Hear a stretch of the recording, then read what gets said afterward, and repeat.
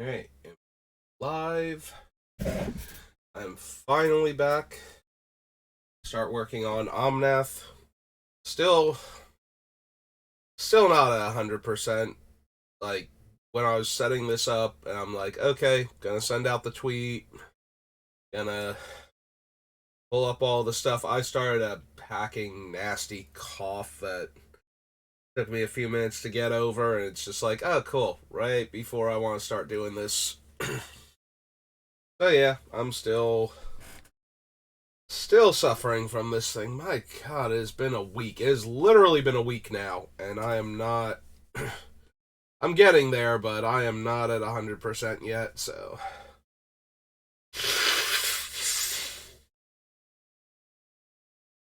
So yeah, there's gonna be some sneezing and coughing and whatnot. Hello again, Ben Stowe. Welcome back.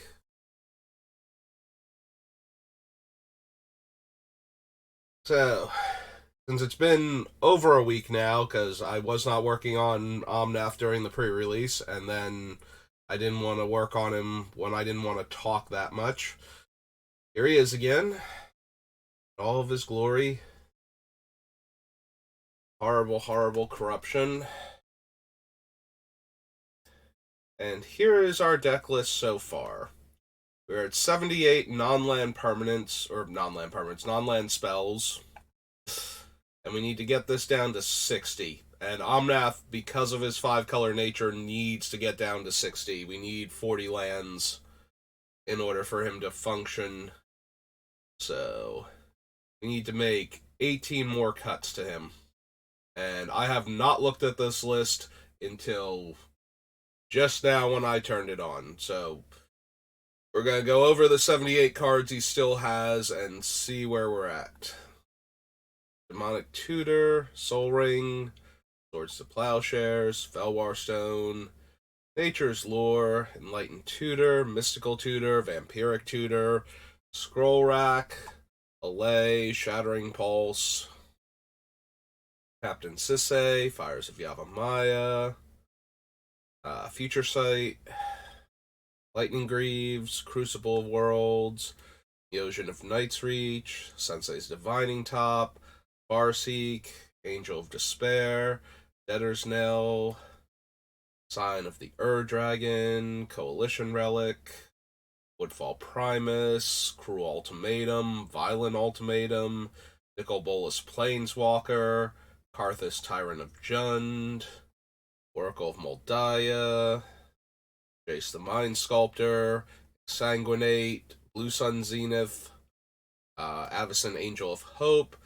Gisela Gold Knight Commander, Debt to the Deathless, Ashen Rider, Dune Blast, Temur Ascendancy, Villainous Wealth, Omnath Locus of Rage, Muldroth of the Gravetide, Assassin's Trophy, The Devil, Bolas' Citadel, Casualties of War, Niv Mizzet Reborn, Nyxbloom Ancient, Eerie Ultimatum, Genesis Ultimatum, Inspired Ultimatum, Ruinous Ultimatum, Omnath Locus of Creation, Tiamat, Lysa, Forgotten Archangel, the Kami War, Voidrend, Radadrabic of Urborg, Tracks of the Grand Unifier, Elish Norn, Mother of Machines, the Eternal Wanderer, Hordling Broodlord, Invasion of Fiora, our Commander,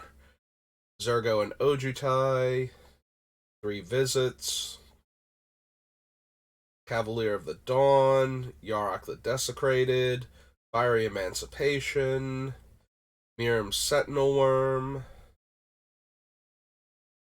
Arcane Signet, Kalia the Vast, Ramos Dragon Engine, Windgrace's Judgment, Dockside Extortionist, Flawless Maneuver, Fierce Guardianship.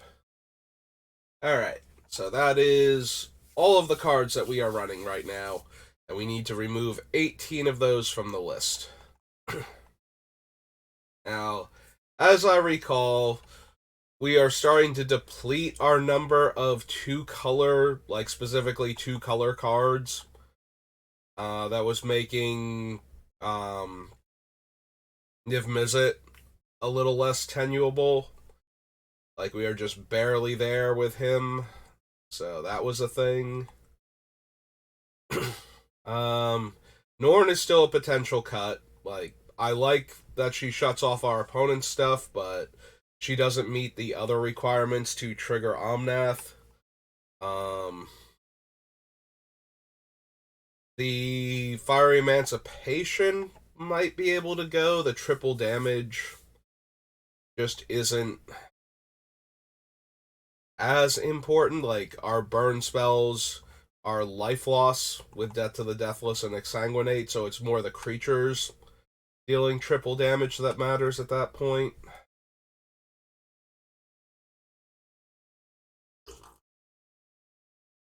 Also, we can't go too low on dragons, or Tiamat and Miriam both stop being functional in the deck.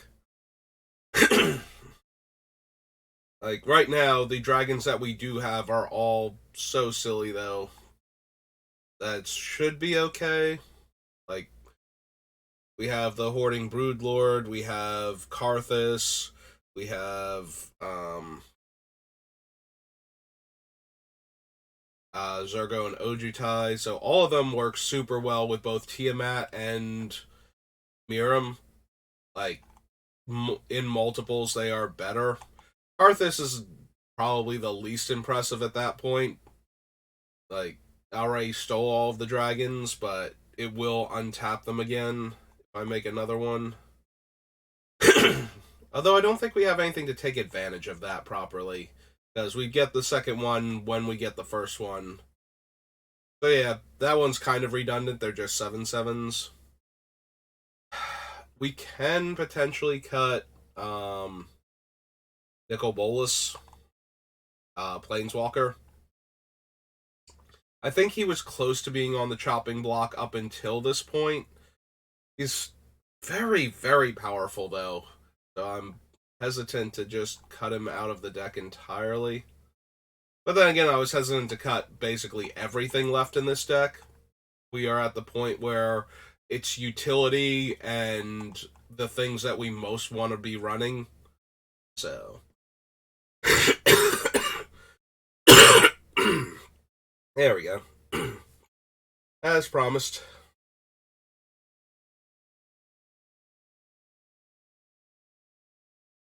Nice, deep, wet coughing. Trying to dislodge all of this congestion in my chest.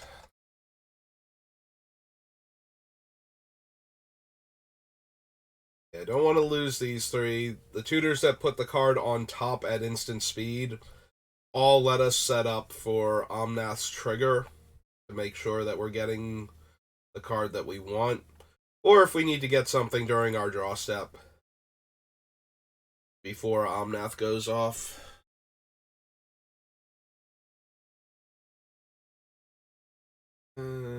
Sisei is a potential. Like, all of the stuff we have left are legendary except for, I think, the Broodlord, question mark? Do we have any other non-legendary creatures left?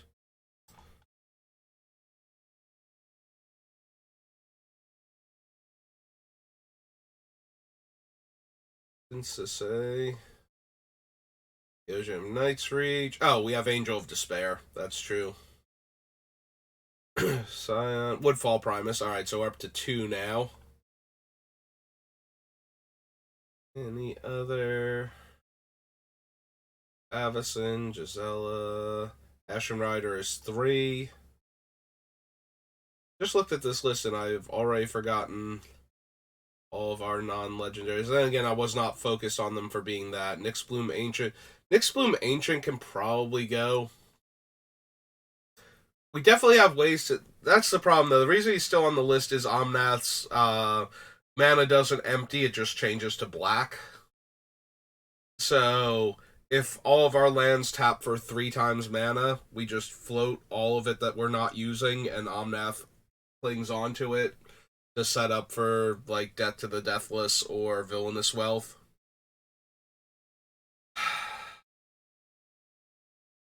It also makes casting some of these, like, ultimatums way, way easier. Because then any land that produces the color that we need taps for enough mana.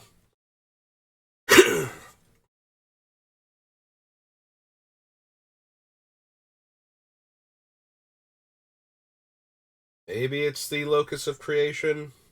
Like, we've gotten rid of a bunch of the other elemental matter stuff. So, mostly it's just the death trigger from the 2-color Omnath. But Locus of Creation, if we... It's very easy for us to double landfall and get the 5 mana off of it because of all the fetch lands. That's why this one is still on the list. Everything has a purpose on the list, and it just becomes, what are we going to get rid of? Alright, we haven't passed anything else.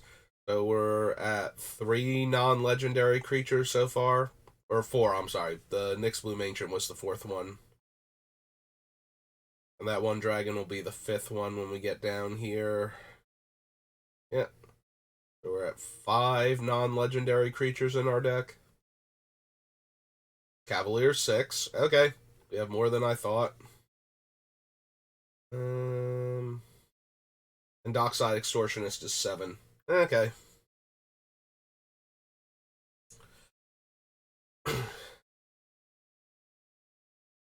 Yeah, it's probably going to be Fiery Emancipation at this rate. It's hung on this long, but too many of our win cons are not damage based, so like the Exsanguinate and Debt to the Deathless aren't damage based. And Cruel Ultimatum doesn't deal damage, so we are at only our creatures and like the Inspired Ultimatum that are actually dealing damage to our opponents. And yeah, all that damage like on our creatures is fine, but it's not necessary. Like, we would probably rather have another spell that's impacting the board rather than, oh, if my guy actually gets through, you're going to take triple damage. It's like, oh, we were going to kill him anyway, so I guess we're extra killing him now.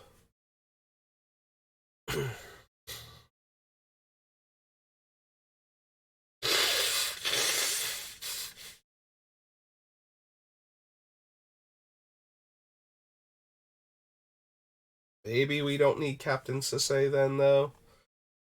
We have a fair number of legends to tutor for, but we also have other tutors. Like, Sisay's biggest thing right now is that if we flip her with Niv Mizzet, we get to take her as our white-green card. I don't think we have any left now after her. We mostly had white-black that I recall. Like, we have Lysa, we have Radadrabic, Death to the Deathless, the Angel, Debtors now. Phyrexian Atlas. That's one of the newer ones. I'm blanking on it.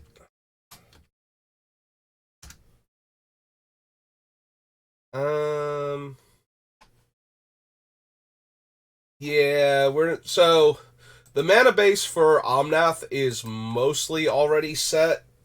The mana rocks that I'm running are all 2 mana or less, except for we had Coalition Relic on here, and we had the one from Ravnica, the Chromatic Lantern. I don't know if either of them are still on the list. I think Chromatic Lantern got cut. Yeah, and Coalition Relic. Okay, Coalition Relic is still on there. So they're very similar to the Atlas, except that their upside, I'm never corrupting the opponent, so that part doesn't matter. So the Relic is the same thing as far as mana production. Did I spell Coalition wrong? Yeah, I did. There we go. So it also taps for 1 mana of any color, but it also has the option to put a charge counter on it instead, so that you will get a mana at the beginning of your next pre-combat main phase. Jegantha was on the list originally. I did wind up cutting her. She is helpful with Omnath's mana, and you can float the mana that you don't use with her. The downside is because of how Omnath works. When he turns it all black, you still can only spend that on black mana symbols on the cards. If you tap Jegantha for all 5 colors and you use like the white and the blue for other things, and you leave the black, red, green in there, and Omnath washes it all black, then the triple black can only be used specifically for black mana symbols on spells and activated abilities. After that, I wound up cutting Jegantha primarily because I didn't need more mana production with the deck. I think we have enough between the fetch land, or not the fetch, well, between the land searchers, so the 3 rampant growth effects, which are Nature's Lore, 3 visits, and Farseek, and the artifact ramp that we have, which is Felwar Stone, Arcane Signet, Coalition Relic. We also have Dockside Extortionist, who makes large amounts of treasure in Commander games, and we had like 1 or 2 others. We also have the Oracle of Moldiah for additional land drops from the top of our deck, so.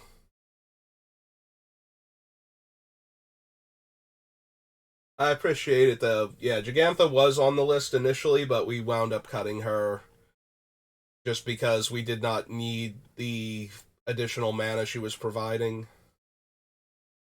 And she doesn't companion because the deck has like 10 ultimatums in it, which is hyperbole. I think there's only 5 or 6 ultimatums in the deck, but it does stop her from meeting the companion requirements.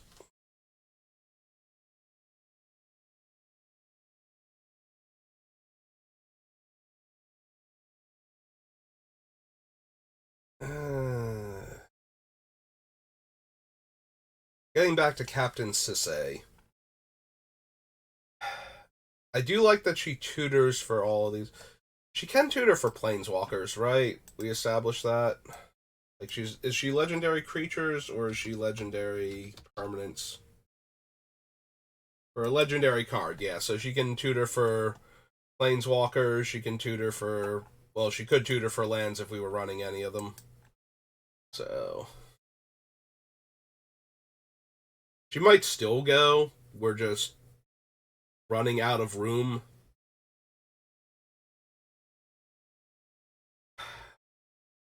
Can probably cut the Mom of Machines.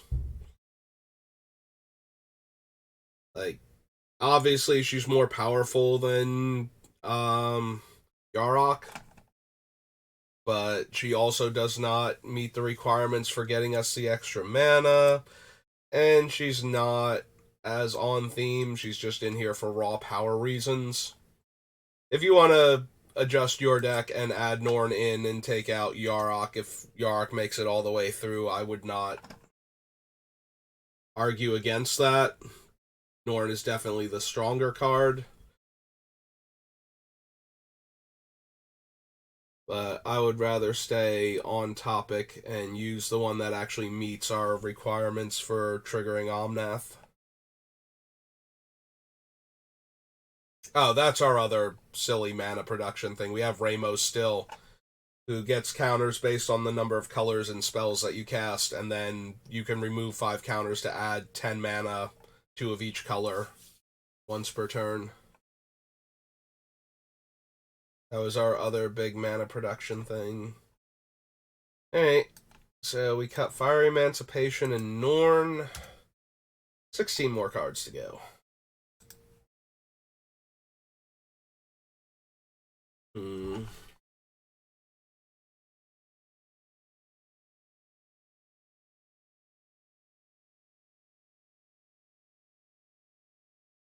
Yeah, it's probably gonna wind up being Sisay. Just because I'm running out of things I can cut. Yeah, we need Future Sight.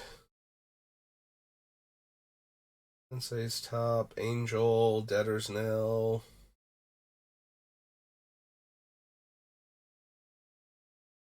Full Violent. I think Cruel Ultimatum was one of the ones that was on the chopping block too.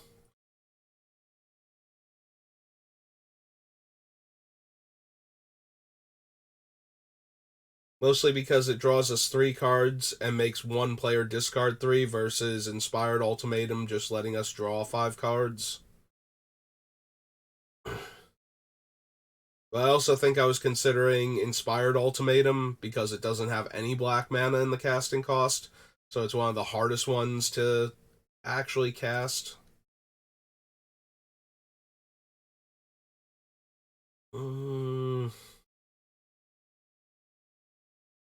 Also, Bolas sitting down here.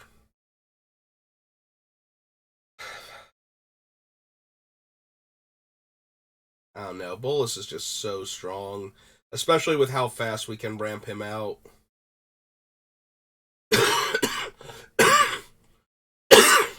Hmm.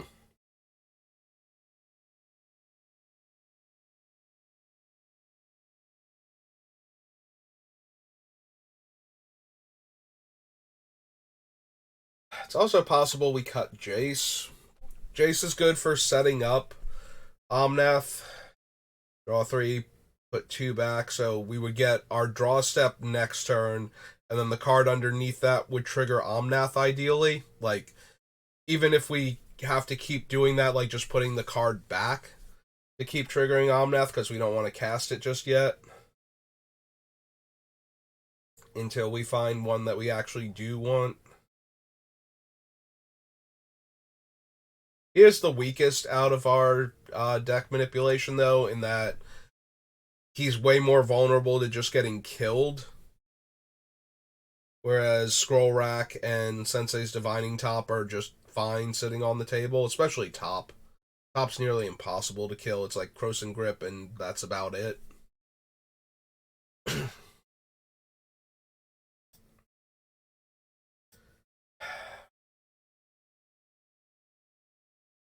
And Jace doesn't meet the requirements for Omnath. Trigger. Yeah, it might be Jace then. He's so strong, though. I hate to cut him. I hate to cut anything at this point. Like, everything in the deck is just so good. But we need room. Hi, Jace.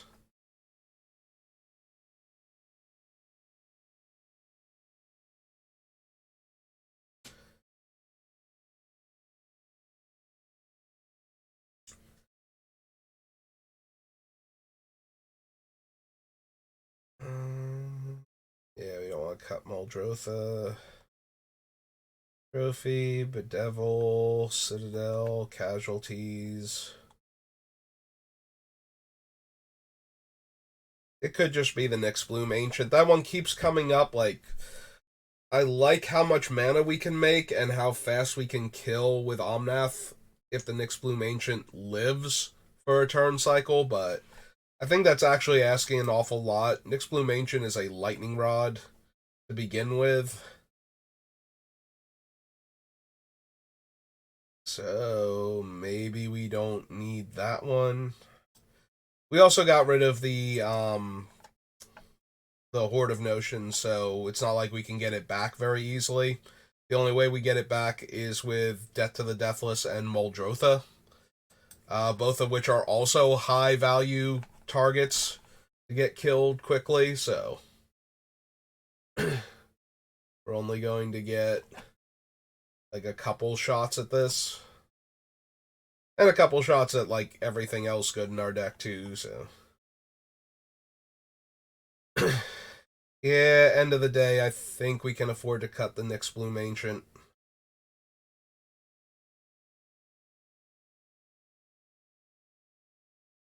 Eternal Wanderer. Alright, what were our wraths again? Like, we have them down here in, like, the removal section, so...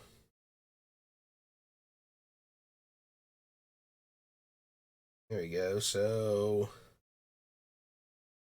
Violent Ultimatum, not quite, kind of. Dune Blast. Trophy, Void Rend. Eternal Wanderer.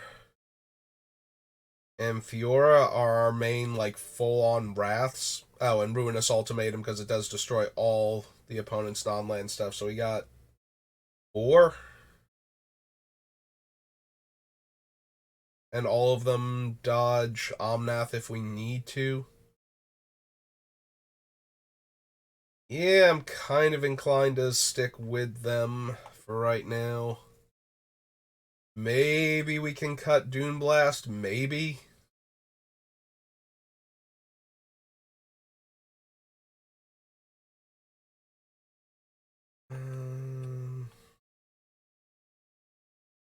Yeah.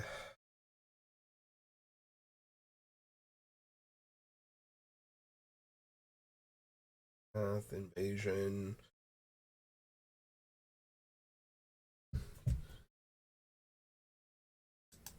Yeah, I did spell it Hordling. I thought this thing's name was Hordling Broodlord for a while, not Hoarding Broodlord.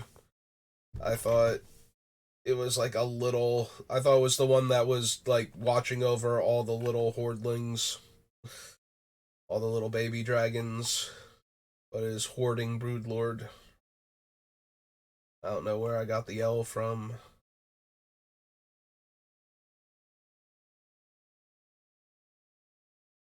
Keep coming back to Omnath Locus of Creation. Very easy to get the 5 mana, not. And we get to draw a card when he comes into play. And gain life off of the first trigger, which is also tempting because we are running Bolus's Citadel. So, life gain is not exactly terrible here. You have a lot of expensive spells. That's okay. I appreciate you stopping by. Yep, you go do whatever you have to go do.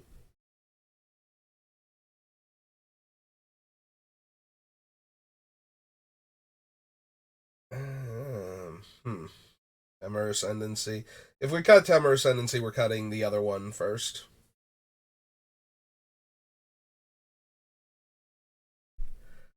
Like, we'll get rid of Fires of Yavimaya and have Niv have one less hit, and keep the Temur Ascendancy since it triggers Omnath.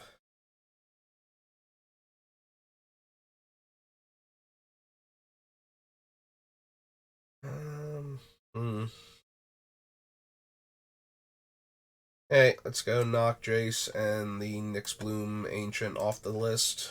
Down to 74.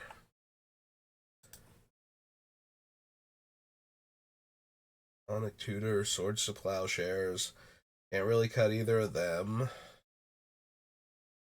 Don't want to cut any of my early ramp. Can't cut Scroll Rack.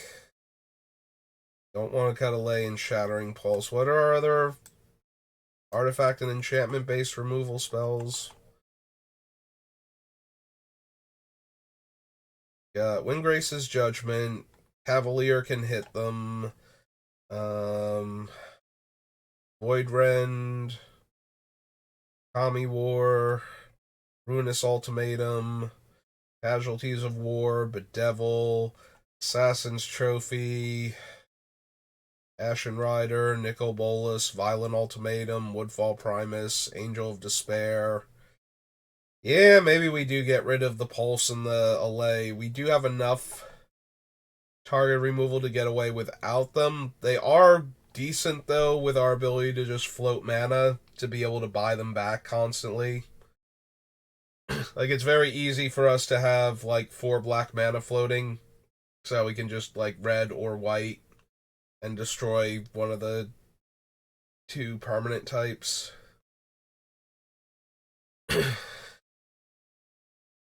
Plus, that only leaves us with a handful of cheap ways to do it. Like the Bedevil, the Void Rend, and the Assassin's Trophy are like our cheapest ways to get rid of a problematic permanent.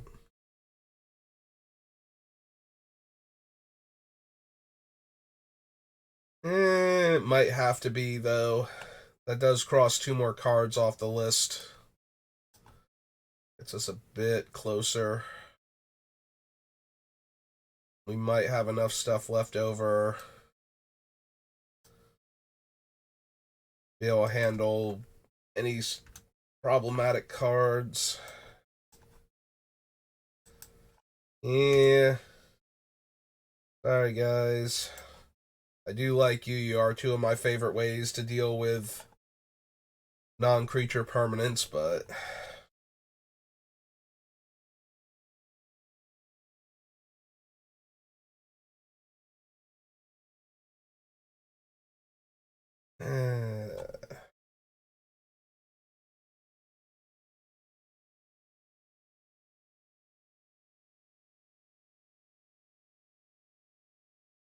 I don't know. Maybe it's Lightning Greaves.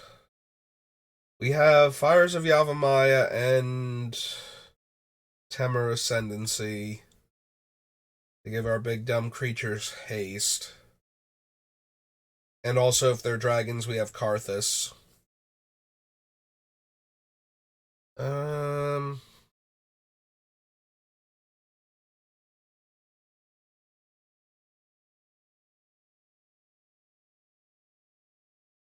Yeah, maybe because we have the other ways to give them haste, we don't need Lightning Greaves. I know we already cut the boots.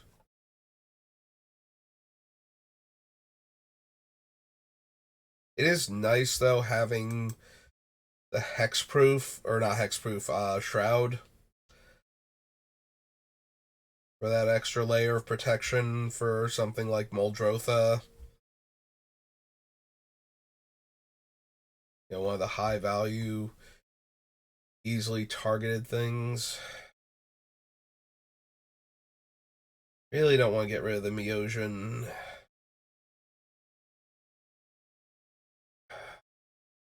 Is it possible we want to do Angel of Despair?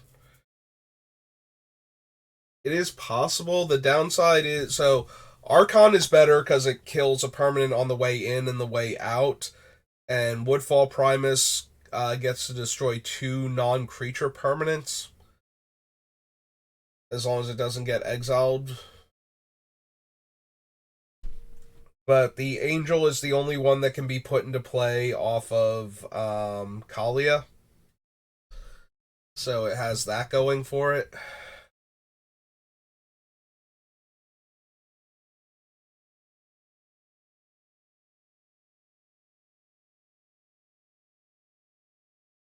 Eh. Ocean Relic, Woodfall Primus. And now every single card wants to stay in now.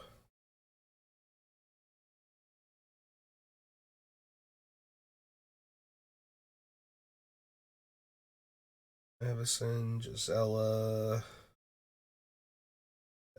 Deathless, Ashen Rider, Tremor Ascendancy.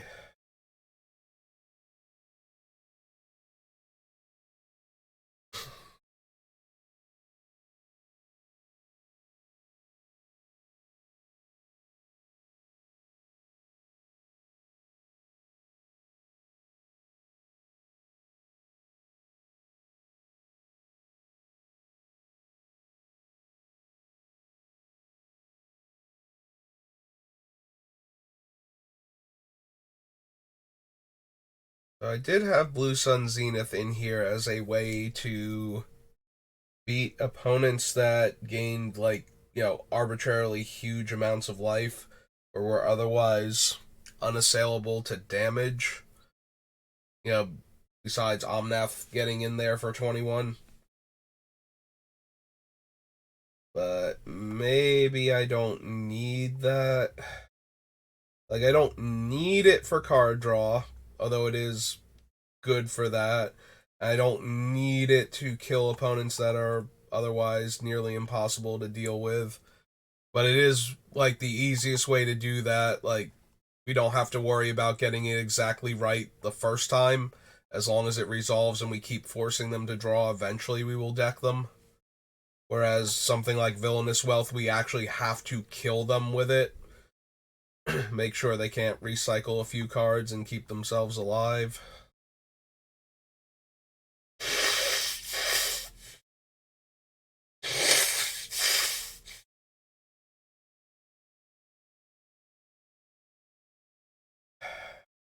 Yeah, maybe it is Blue Sun.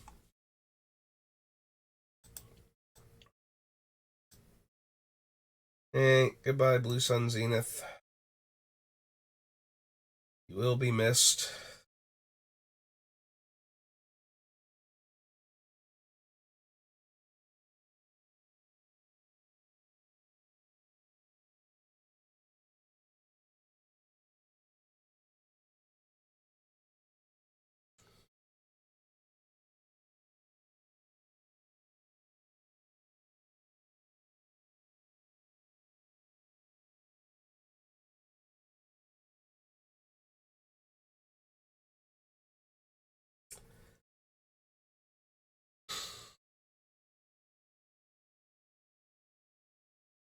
I just keep scrolling through. I will keep finding cards I don't need anymore, and we can just cross them off the list and everything will be fine.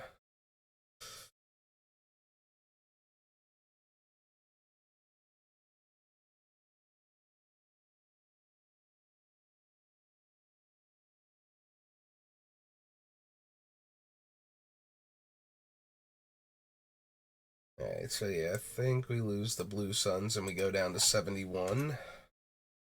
11 more cards to go.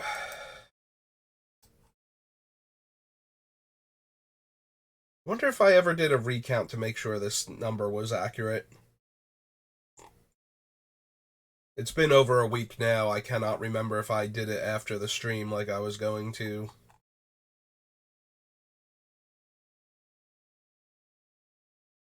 Hey, let's double check then. I don't think I'm off by like a huge number, maybe like 1 or 2 cards if I am, but it'd be really bad if I thought we were almost done and we're actually still need like 15 cuts or something because I screwed up, so. Plus, taking a break to count the cards actually, hopefully, lets my brain reset a little bit. So, let's see. 1, 2, 3, 4, 5, 6, 7, 8, 9, 10, 11, 12, 13, 14, 15, 16, 17, 18, 19, 20, 21, 22, 23, 24, 25, 26, 27, 8, 29, 30, 31, 32, 33, 34, 35, 6, 37, 38, 39, 40, 41, 42, 43, 44, 45, 46, 7, 48, 49, 50, 51, 52, 3, 54, 55, 56, 57, 58, 9, 60, 61, 62, 63, 64, 65, 66, 67, 68, 69. I'm only coming up with 69.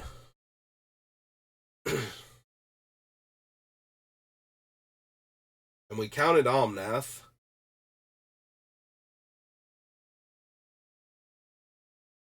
Alright, real quick, let's double check back to the top. So we got 1, 2, 3, 4, 5, 6, 7, 8, 9, 10,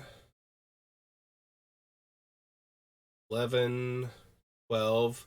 Omnath is 13, Invasion's 14, 15, 16, 17, 18, 19, 20, 21, 22, 23, 24, 25, 26, 27, 28, 29, 30, 31, 32, 33,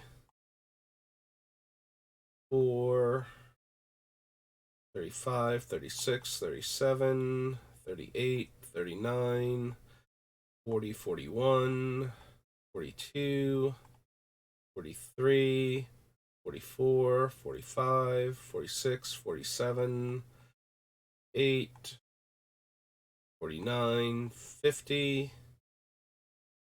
52, 53, 54, 55, 6, 7, 58, 59,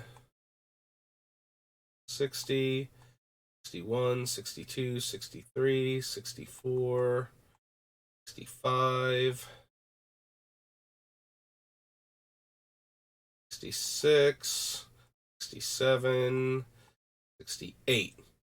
Now I lost a card.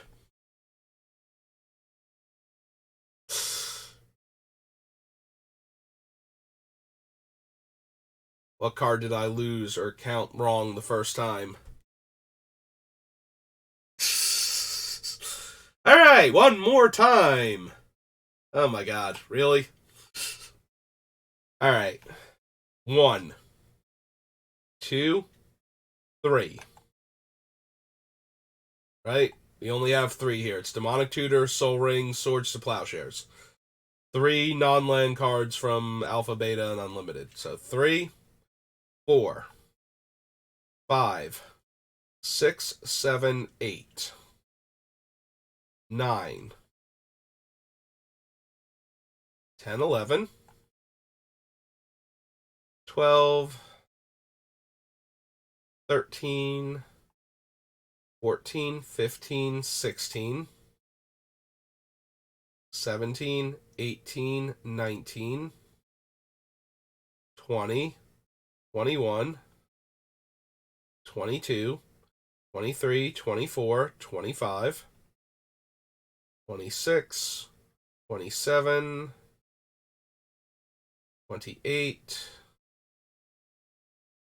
29, 30, 31, 32, 33, 34, 35, 36, 37, 38, 39, 40, 41, 42,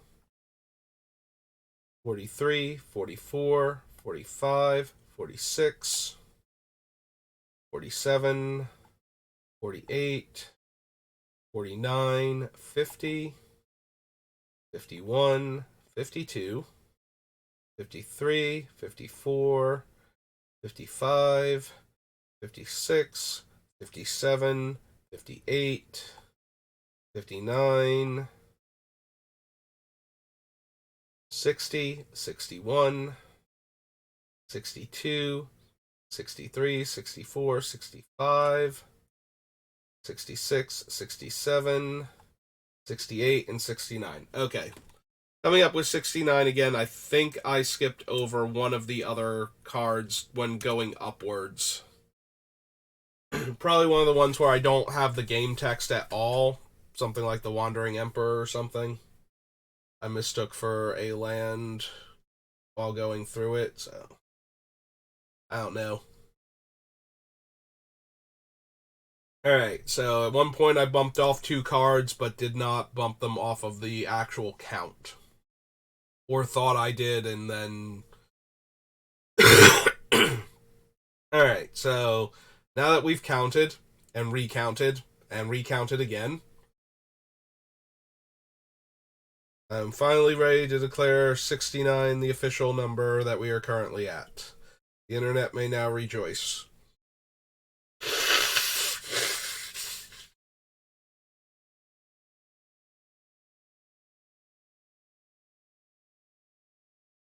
Alright, enough rejoicing, internet. We have to get rid of 9 more cards.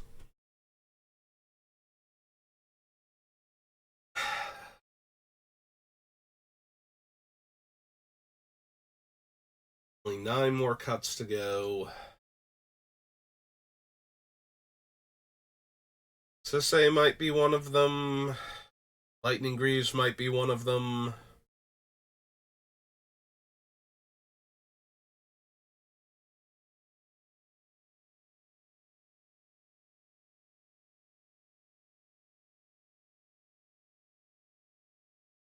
Let's see. The creatures where haste is most important.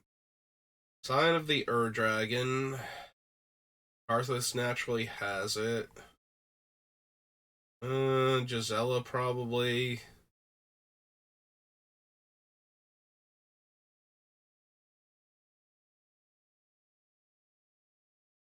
Omnath would be preferable. Muldrotha's fine. Niv Mizzet's fine. Like, I want to see, like, if I get my value out of them coming into play, then I don't super need them to also have haste. If them just existing is good enough.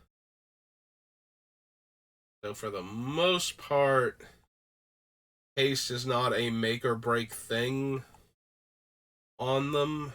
They're getting most of their value by existing in play.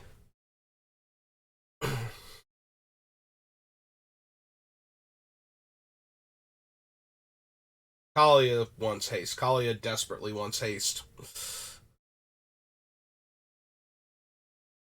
Hers is an attack trigger, so.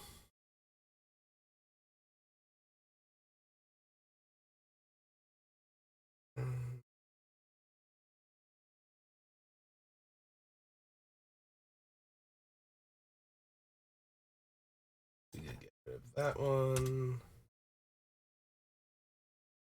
Evison, Gisela, Ashen, Math, Muldrotha, Nyx Bloom.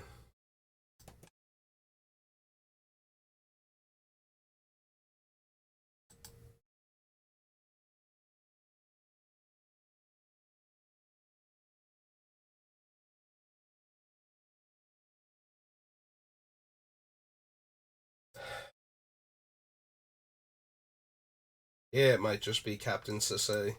Also, one of the ones that desperately needs haste, because she will be a lightning rod for removal on top of that, so.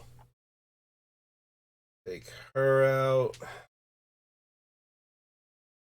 It's possible we take out Fires also and leave in the Greaves, because I would rather have certain creatures in this deck have Hexproof or Shroud. Like, doesn't matter. Like, I'm not targeting my stuff, so. And the Fires counts for Niv, but doesn't count for Omnath.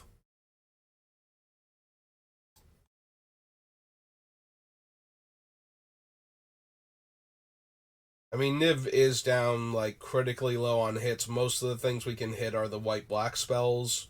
We do have a few utility removal spells, though, that are 2 colors.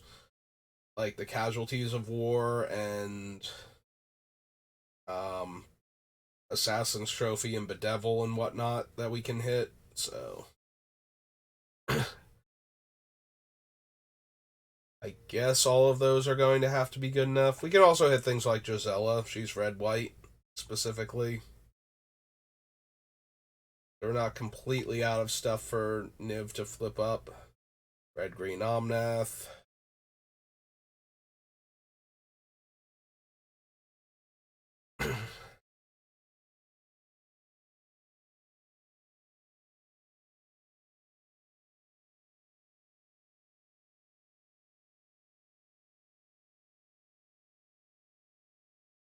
Getting closer.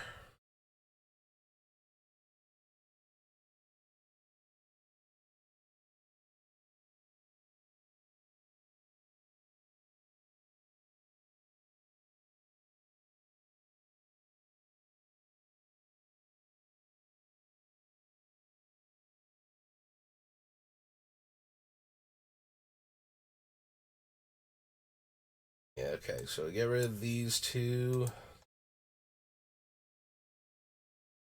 That's down to 67, so 7 more cuts.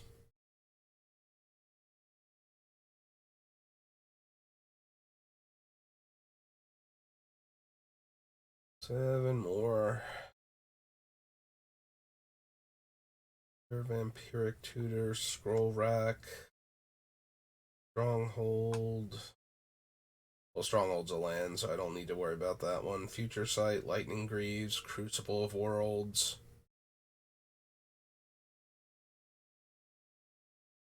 Yeah, we don't want to get rid of Crucible. Future Sight and Bolus's Citadel make fetch lands way too good. And the Oracle Moldai giving us an extra land drop gives us plenty of ways to shuffle and try and reset up the top of our deck again.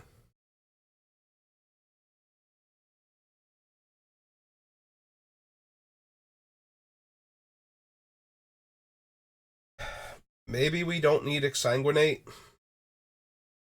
We have Debt to the Deathless and we have Villainous Wealth as our main ways to spend tons of extra mana that we wind up pooling with Omnath's first ability. And it doesn't actually trigger Omnath. One of the main things about this deck is every time we trigger Omnath, even if we don't spend the mana, we're getting that mana to hold on to for future turns. So making Omnath more consistently a Black Lotus plus Howling Mine effect every turn just seems too good not to focus on.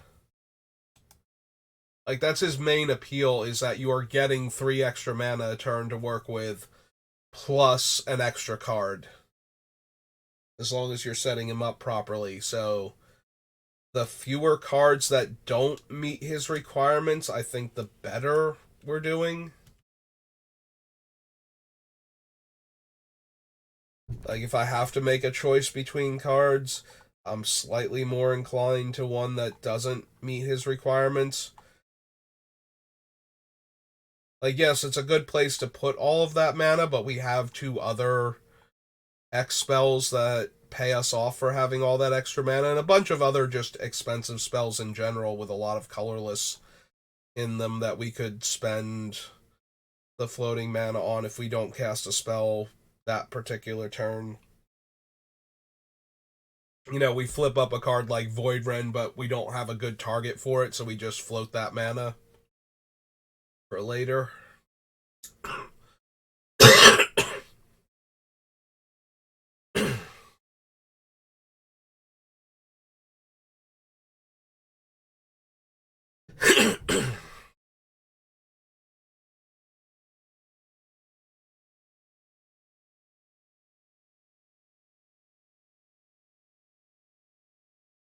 Okay, let's get down to 66. Clear Exsanguinate off. Alright. What else are we going to get rid of? 6 more cuts, and we are all done.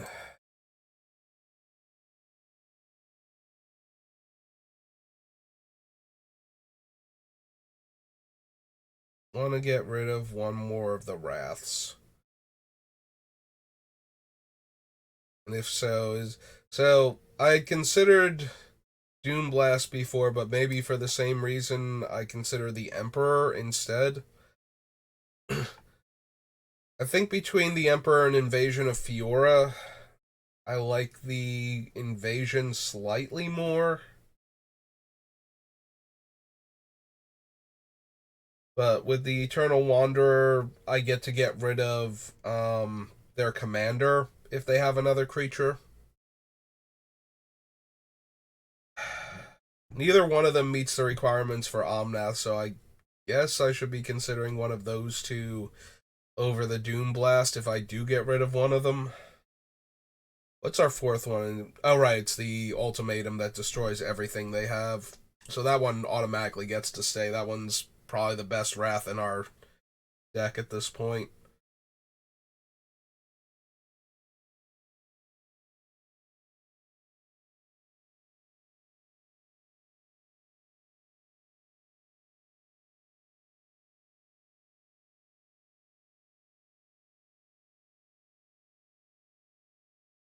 They're both good for different reasons, and that's what always makes it hard to cut. It's like both things can come up pretty easily in a game of Magic.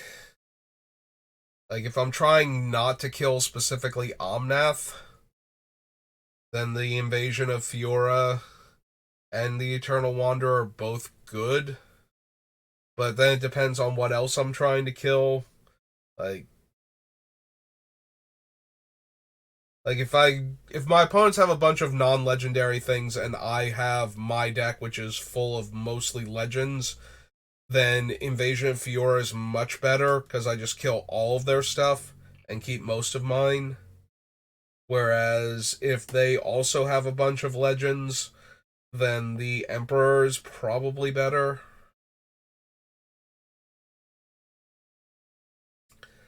But if they have only one thing and I really desperately want to get rid of it, the Emperor can never hit it. You know, if they're like a Zur deck or something, and I have an opportunity to kill Zur before he gets his phase out enchantment on him,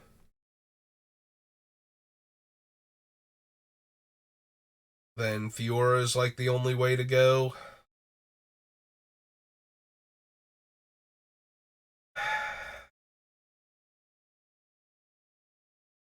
As I struggle back and forth.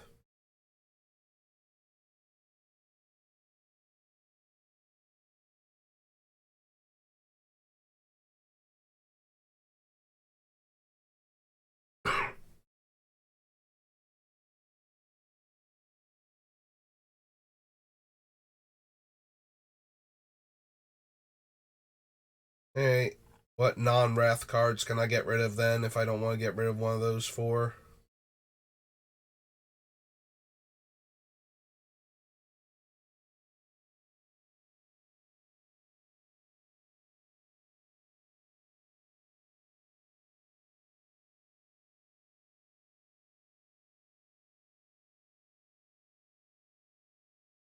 Hmm.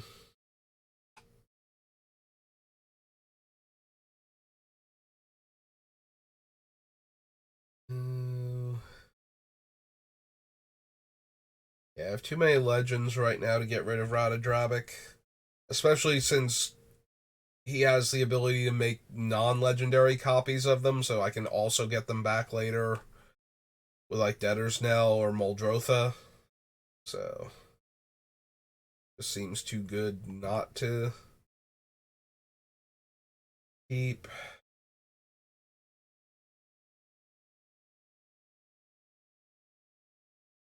Yeah. I want to get rid of either of those. I want to get rid of any of them anymore. Like, I didn't want to get rid of most of the cards we already cut, so. Well, not most of them. We cut a whole lot, but you know what I mean. I don't want to lose any of the, like, dozen cards that could potentially go here.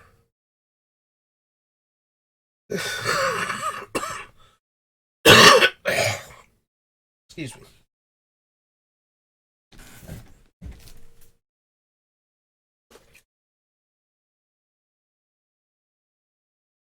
Okay. Order. Uh, like, there's arguments to be made for Bolus, for Cruel Ultimatum, for Inspired Ultimatum.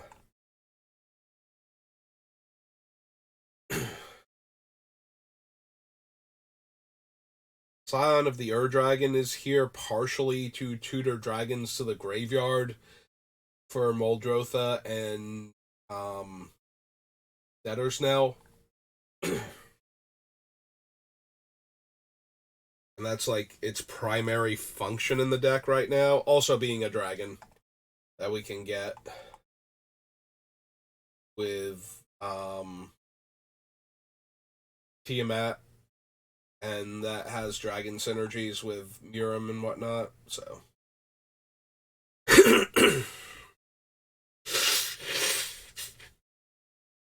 also legendary synergy with Radadrabic, so it's working in the deck. It's doing all the things. I'm just not 100% sure that those things combined are enough. If not, it feels like it's close.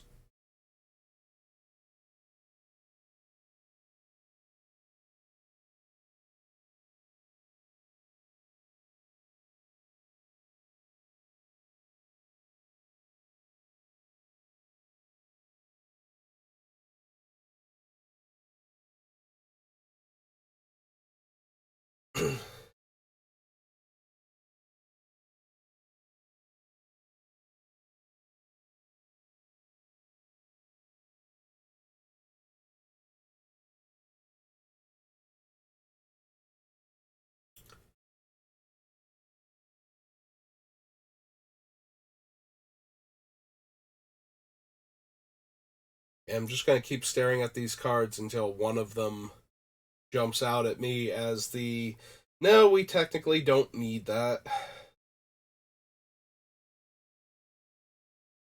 I don't know, maybe it's time to cut Omnath Locus of Creation then.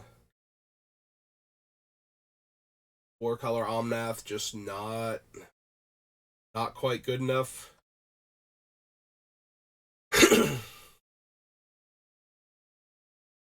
Like he is, but a lot of the cards in the deck are good enough right now, so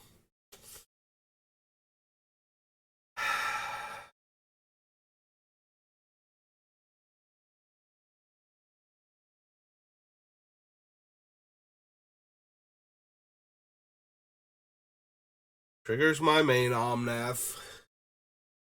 The first two landfall conditions are very easy to meet with all the fetch lands that we have in Crucible of Worlds and Oracle of Moldiah, so very easy for us to gain 5 life, well, net 4 life with the fetch land crack and get all of the mana every turn.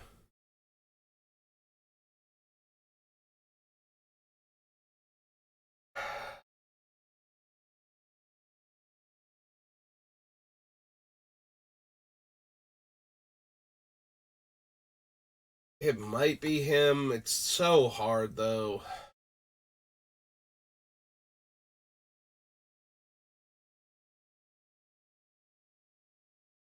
Like, I really hate cutting things that actually trigger Omnath at this point. But the things that don't trigger him are basically essential. With, like, some of it's our removal package and our ways to protect our things. And some of it's, like, powerful ramp. You know, utility cards that we would not want to cut. And then almost everything else is 3+ colored mana symbols. And the few things that aren't still have specific utilities in the deck.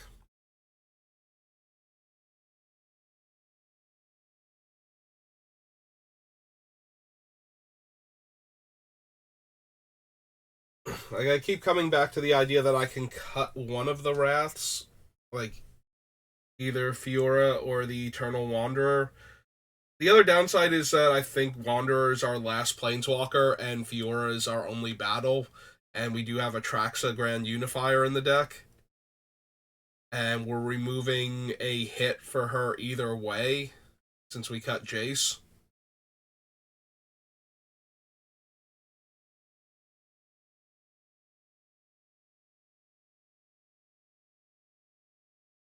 Like, we've already taken away multiple hits from Niv, but what we have left that he hits is strong enough that we can keep him. And we always will have, like, land, sorcery, instant creature for Traxa.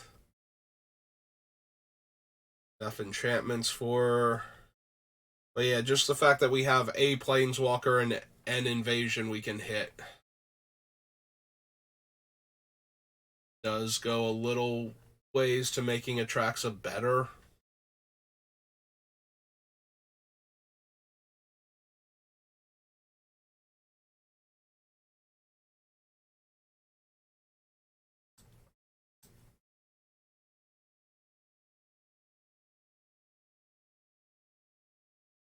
6 more cuts. Everything left in the deck is good. So, what is the worst thing left in the deck?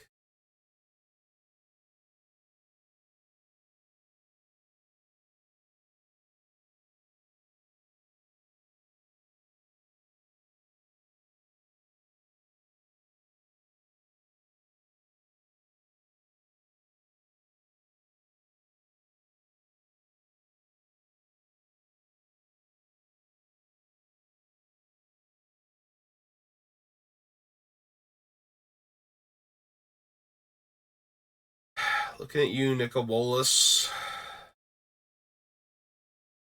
Are you actually the worst thing left in the deck?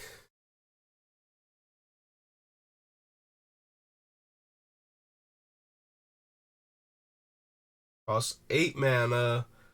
With Omnath's trigger, though, we can cast him on 5. That is one of the biggest things, is our ability to ramp into things like Bolus is what makes our commander so strong.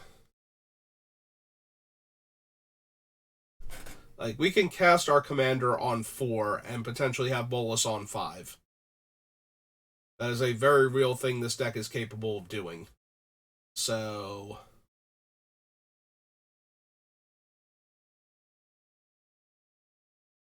but a lot of things are castable the turn after Omnath is the issue. So, which ones are the best things I can be doing?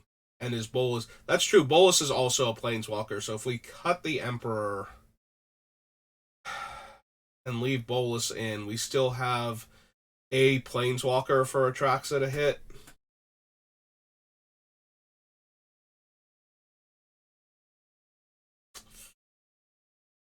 Yeah.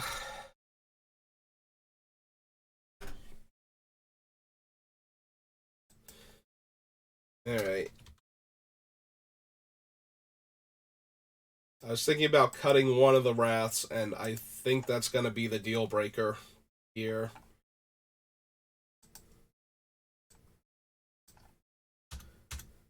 That if we leave Bolus in, we still have a Planeswalker to hit with Atraxa.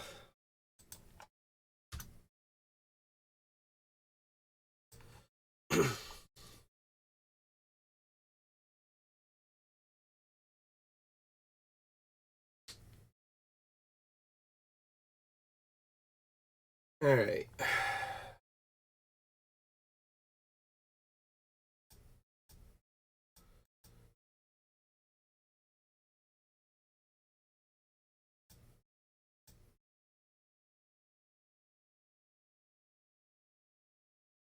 Oh, we still need 5 more cuts.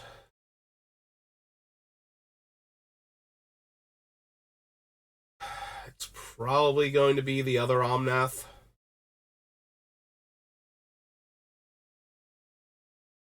I think it's just a little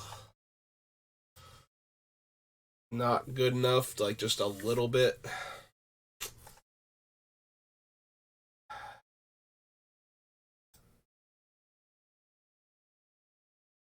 I don't know. Yeah. I mean, I keep coming back to it as one of the cards that I would seriously consider cutting from the deck, so.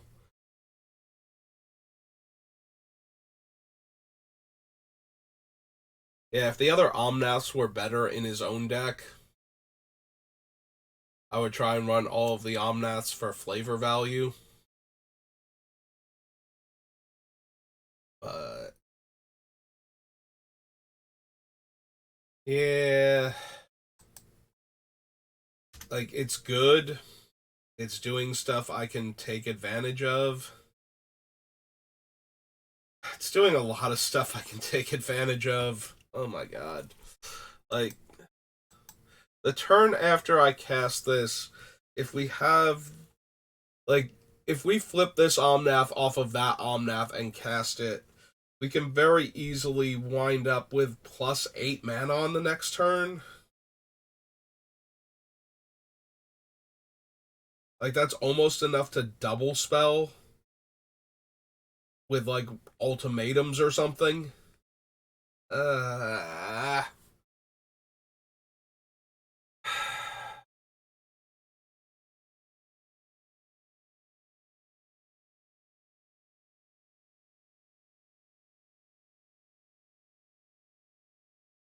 be really hard to cast an ultimatum specifically off of it because we're getting 5 mana of different colors.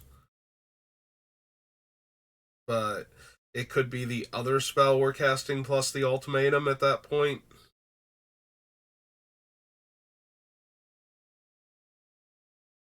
It's so tempting.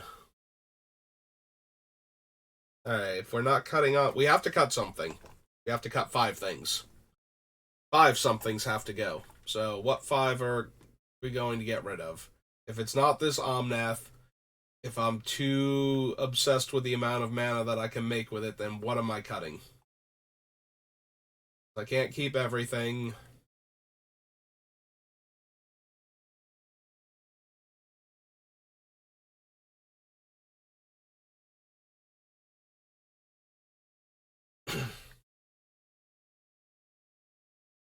The Dockside Extortionist.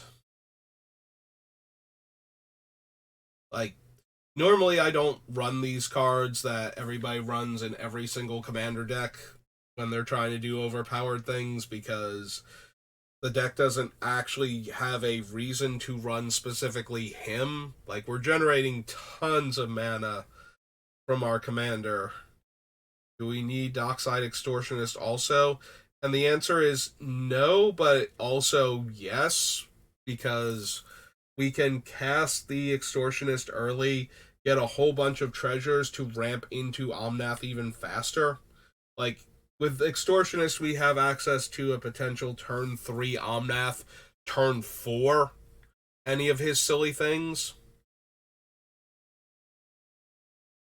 Like, that's a little bit rough on the mana base, but there's a bunch of our, like, we have 10 triomes that are coming into play tapped. Like, all the time, forever. So there's that. But on the other hand, it's very reasonable we would be able to cast Omnath on like turn 3 and still have some of the treasure left over. Because Omnath on turn 3 still only requires one of the treasures from Dockside potentially, maybe 2 of them. So if people are ramping super hard with artifacts or get a like cheap enchantment down early to set themselves up, then there's the chance that Dockside Extortionist makes like 5-6 treasures. And we could actually Omnath into one of our big spells super early.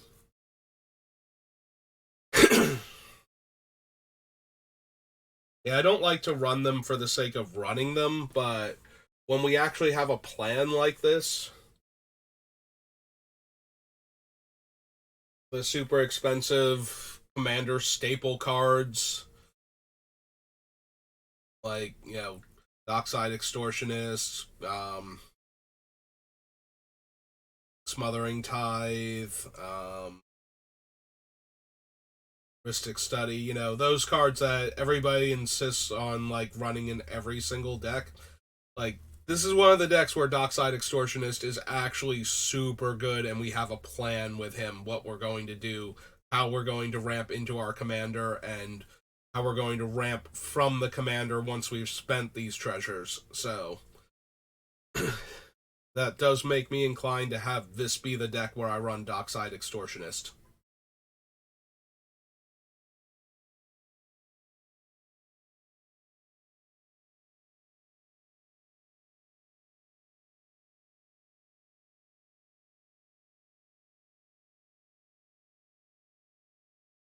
Yeah, almost every one of my things has a comes into play ability, so Yarok I want to keep. Also, Yarok weirdly gets me to the third trigger for Omnath, the 4-color Omnath. So if you don't know how 4-color Omnath works, this is actually a weird kind of thing for him. So Omnath Mana, Rage, Royal, Creation. Yeah, this is 4-color Omnath, so when a land enters the battlefield under your control, gain 4 life if this is the first time this ability has resolved this turn. If it's the second time, you get the mana. If it's the third time, you deal 4 damage to each opponent, each planeswalker they control. So, if an ability causes Omnath to trigger twice from a permanent coming into play, in this case a land, it doesn't matter that the ability is triggering twice. You don't get the same ability twice. It's his ability that's triggering twice. So you get the first one and then the second one because that's how many times he's resolved his ability this turn. So if you double up on his triggers, you don't gain 4 life and gain 4 life. I thought it was 5 life. Like, yeah, you don't gain 4 life and gain 4 life. You gain 4 life and add the mana if you copy the ability. Because that'll be the first and second time it's resolved. So, yeah, it's not like if I have Yarok and this Omnath and we put a land into play, we get the first and second ability, not the first ability twice. Is how that works.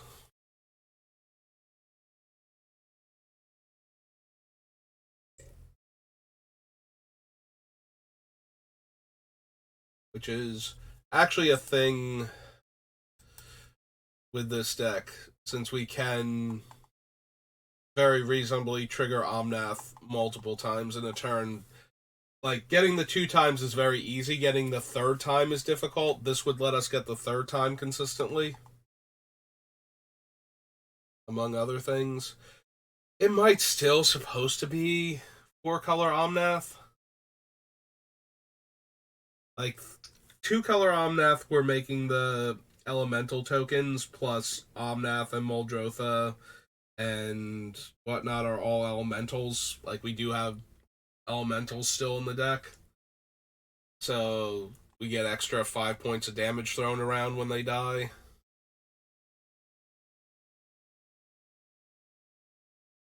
We don't have any way to make ourselves get rid of them, though, so that is a thing.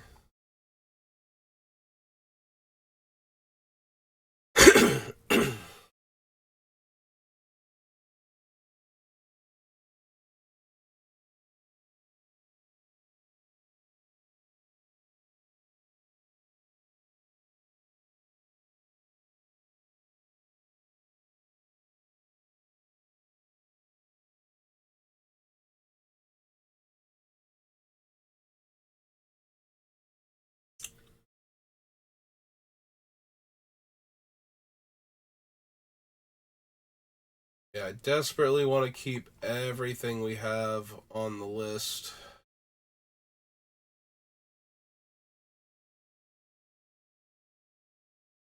I did put him back, right? Like, I have him over here. All Locus of Creation. Yeah, I did put him back. Still arguing with myself whether or not I want to keep him, but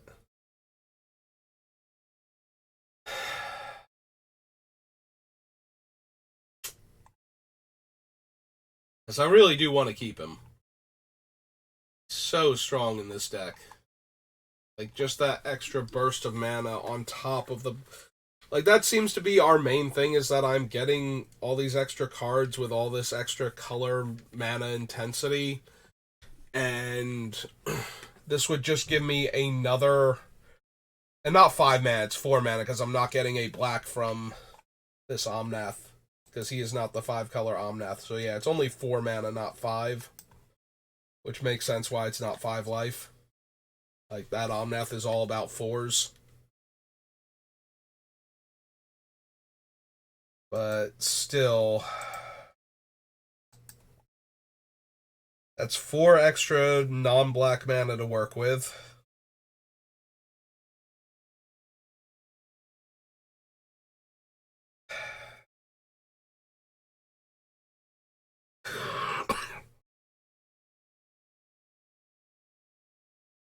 And the extra mana is super helpful. The extra mana is also super helpful for casting this Omnath. Like, if we get that Omnath out first, and then we, like, fetch land, we can actually chain directly into this Omnath for 2 life. So that is a thing we can do. And then have both Omnaths in play by casting them in the reverse order of how I would normally expect that to go.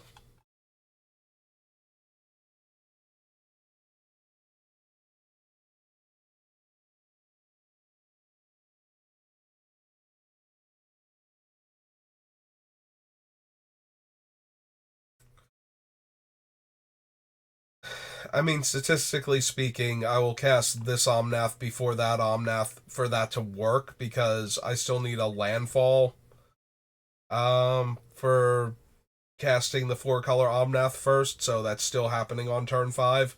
Whereas this one I can just cast at that point for the same on the same turn, and then next turn cast the other Omnath and landfall double trigger potentially.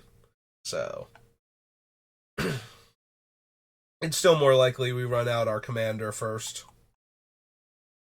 But it is nice to have it as an option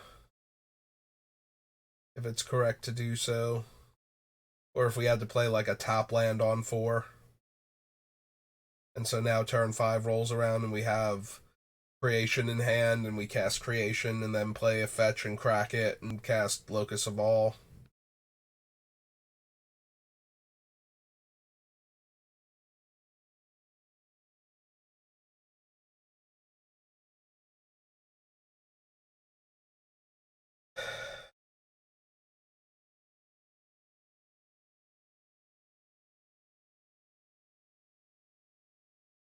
Oh, I do not know what else I'm okay with cutting at this point. Maybe it actually is Inspired Ultimatum. It is the hardest of the ultimatums that we still have in the deck to cast. Like, okay, it and Genesis Ultimatum are the hardest ones to cast. Because they have absolutely no black mana symbols in them at all. So we can't even float some extra mana over a turn with Omnath in order to have the mana necessary to cast them.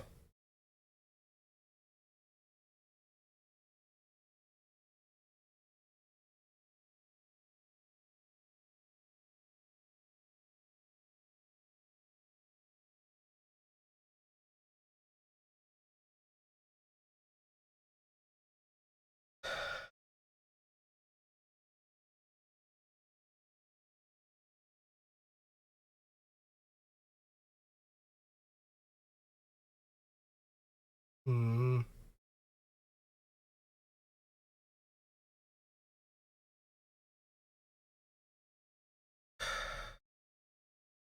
Like, we could cut one or more of the ultimatums still, and it would still be a very powerful deck. Ruinous is definitely staying in. Eerie should stay in. And Violent Ultimatum should stay in. But the other ones have the potential to get cut.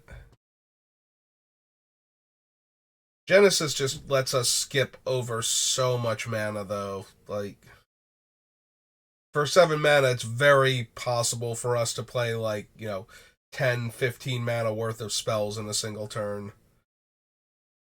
And still, like, put a card or two in our hand on top of that.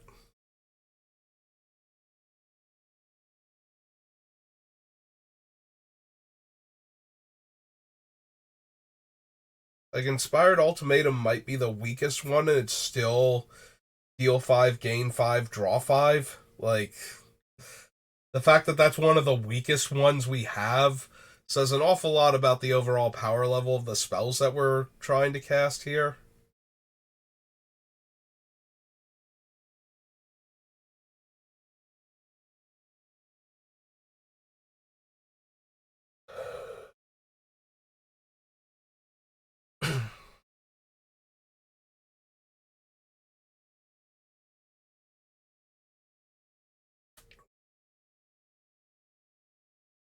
Yeah, these last few cuts are just going to be so impossibly difficult.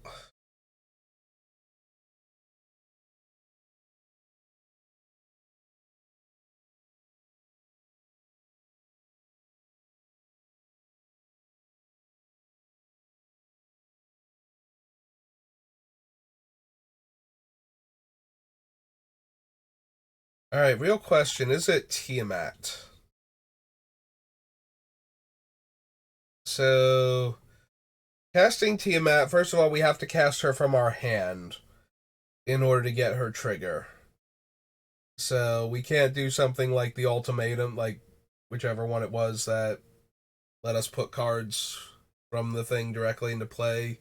Like we can't cheat Tiamat into play and get the like search for the dragons. But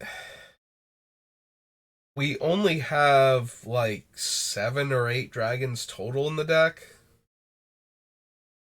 And if we tutor all of them up, every single one of them is a hit for Omnath. Like every dragon that is in this deck is in there because it also triggers Omnath. So we're removing 5 cards that can give us the mana to help us cast the 5 cards we just drew off of Tiamat. So it actually makes it a little bit harder, I'm thinking, to hit with her. Like to hit with Omnath after her so that we can cast all of these things. Now we don't have to get 5, I don't think. Let me double check her just to make sure she's not like all or nothing weirdly.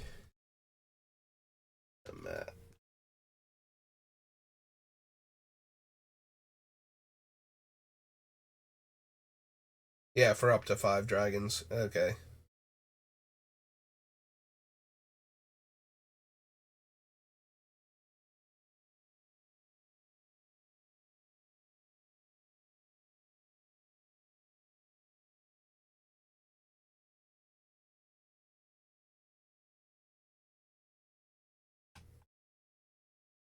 Alright, so I'm just wondering how often do we want to get, because getting something like Niv Mizzet Reborn or Karthus can be really potent, or the Hoarding Dragon to get um one of our non-dragon cards that we desperately need from our deck. But if we grab like all of them, like how many dragons do we actually have in the deck left now? We have Ramos, we have, alright, so it says 41, but let's get all the way up to the top. I was going to say, a lot of them have dragon multiple times. So Scion is 1, Arthas is 2, Niv Mizzet's 3, Hoarding is 4, Zergo is 5, Virum is 6, and Ramos is 7. So we actually only have 7 dragons in the deck besides Tiamat. Tiamat is our 8th dragon. So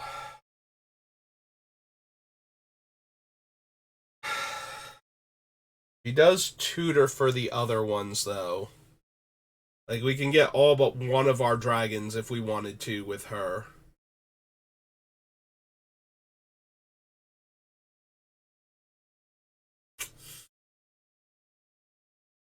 Hmm.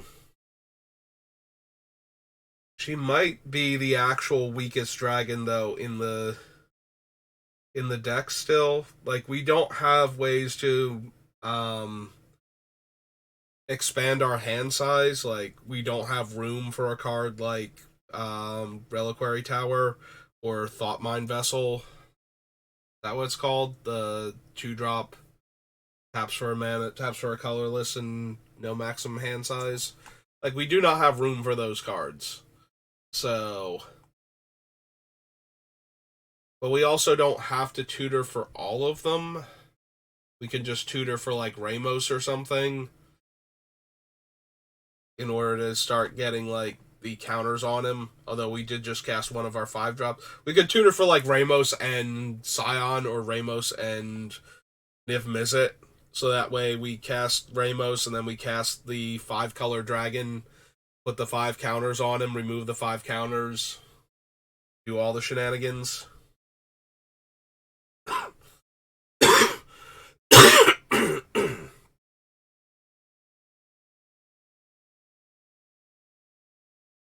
Yeah, Tiamat might still be too strong. Like, being able to tutor multiple cards while herself being a big scary dragon, probably still good enough.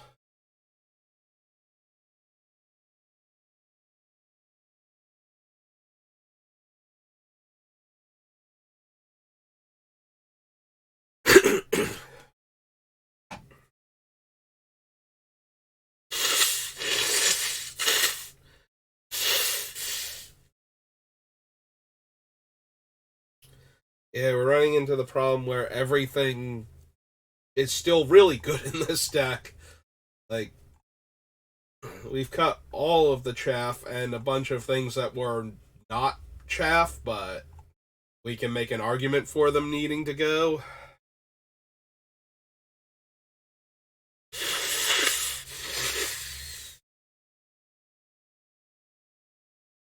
God, I'm looking at Muldrotha right now. Like, this stupid value engine. Is it possible we cut Muldrotha?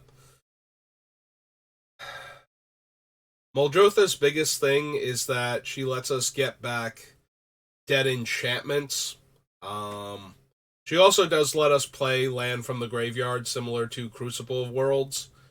So we get 1 land back from our graveyard, which is normally all we would have anyway. Like, only Oracle of Moldiah gives us an extra land drop. So, but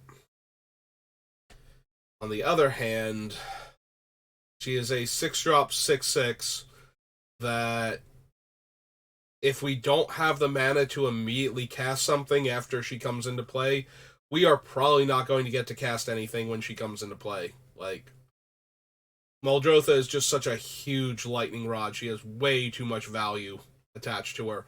But the argument that we're never going to get to do anything with her is a little bit hollow in this deck. We can generate huge amounts of mana and potentially float it over turns. So, like, let's say Muldrotha does get cast, we might have, like 7 or 8 black mana floating behind her that we can use to cast, like a Meosion of Night's Reach, or, actually get back our Debtor's Knell so that when she dies, we can just bring her back. Cast Bolas' Citadel again, since it obviously got blown up or countered the first time. In that scenario.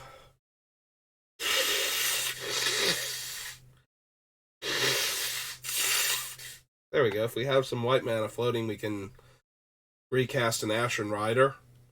Yeah, Muldrotha probably too strong. And, like, actually strong enough in this deck where the fact that she might die as soon as we get to cast anything. Because we do have priority. So what you can do with Muldrotha, you cast her, she resolves, it's your turn, so you hold priority. You can play a land which nobody can respond to from the graveyard. If it's a fetch land, you don't want to crack it unless you absolutely need to, because people can respond to the fetch land activation. But if you play your land from the graveyard, you can then cast a spell with Muldrotha's permission, and that will be the first chance anybody gets to respond to her being into play and kill her, but you'll have already gotten your 1 permanent back and a land on top of that, so... Or at least gotten to cast the permanent spell from your graveyard again. It also might get countered, if they had a negate or something. Fierce Guardianship, Force of Negation, that type of thing, where they couldn't counter Muldrotha, but they can counter the thing you're casting.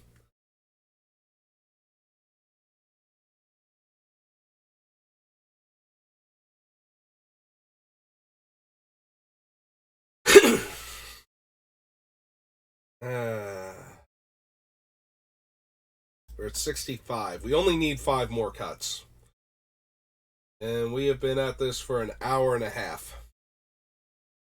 Which is actually not as terrible as I thought it was going to be when I glanced over to see how long the stream's been up.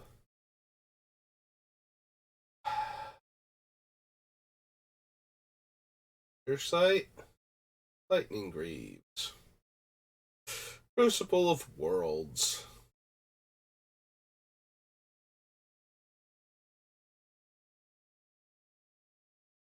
Farseek, Angel of Despair, Debtor's Knell, Scion.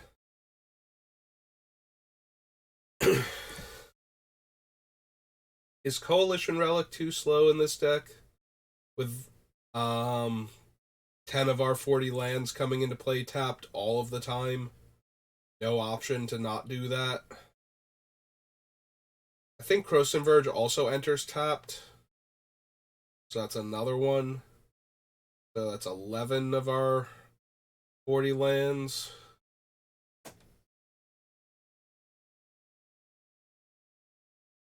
Coalition Relic, because Coalition Relic is on 3 in order to ramp into a 4 consistently. It does also give us 2 different colors of mana, and the charge counter mana we can keep floating every turn as black mana while Omnath is out. Yeah, see, that's the problem. Like, everything in this deck has a good reason to still be in this deck now. And trying to find, like, the one card that isn't, like, is it Karthus? A lot of commander decks run a lot of dragons, just because dragons have lots of big splashy effects. So it's very easy to run into at least one player that has a, particularly scary Doomsday Dragon that fits their deck's particular strategy in some way. It's very easy to run into a Goldspan Dragon or one of the Dragon Lords or, basically anything as long as it's in their color combination. There are literally dragons in every color, and there's always a dragon with a cool ability out there that somebody's going to be running. Now, granted, there might only be one player at the table that actually has dragons in their deck when we're playing this, but it also does not hurt that it gives all of my dragons haste, which are my main creature type, apparently, despite the fact that I'm not actually all in on any given creature type.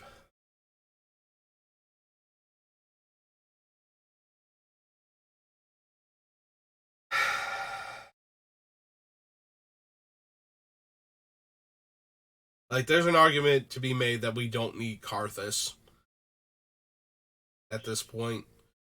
Which would also mean that Tiamat can literally tutor every dragon in our deck if we haven't drawn any of them when we cast her. I will have exactly 5 other dragons to go get.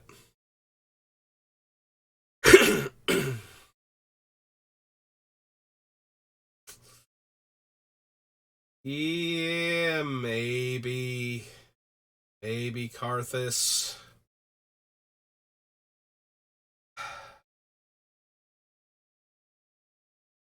That does make me a little bit sad, though. But every cut was going to make me a little bit sad at this point.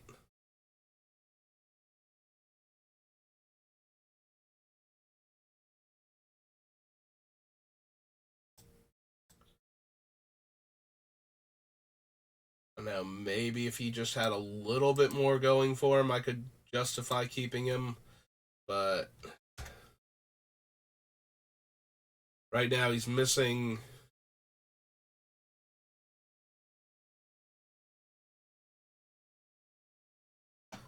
He's missing like any other synergies with our other cards other than being a dragon and giving dragons haste. Like, I think if he had just a tiny bit more going for him, like, I don't know, ability to pump our dragons or something, like an actual dragon lord on top of that, might be good enough.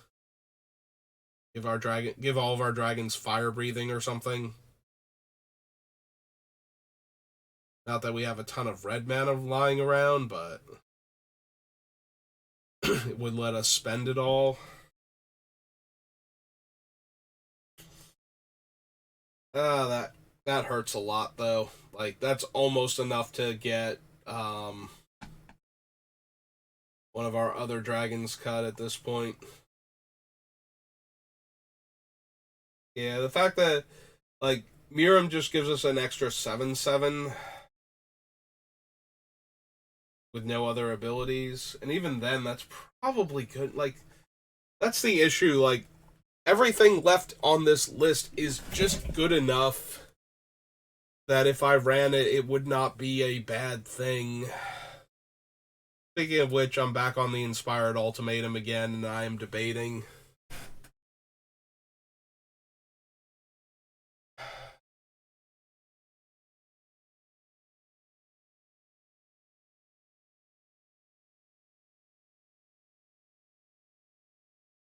Deal 5, gain 5, draw 5.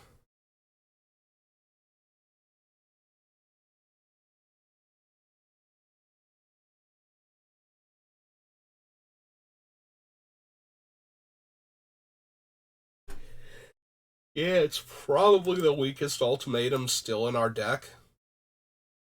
And I need cuts, so.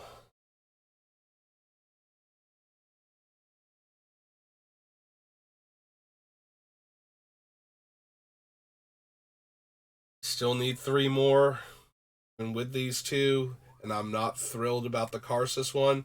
I think the Inspired Ultimatum is an easier cut than the Karsus. But I'm still hurting from cutting Karsus, so there's a part of me that wants to go put him back up on the list.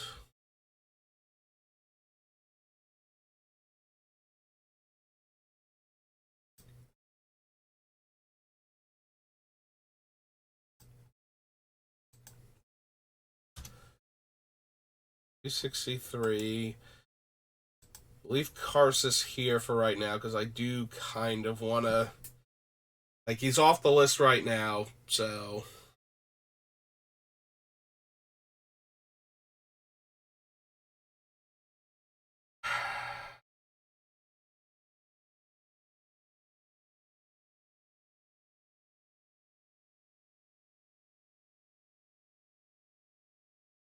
Crucible of Worlds, Meosian, Angel of Despair.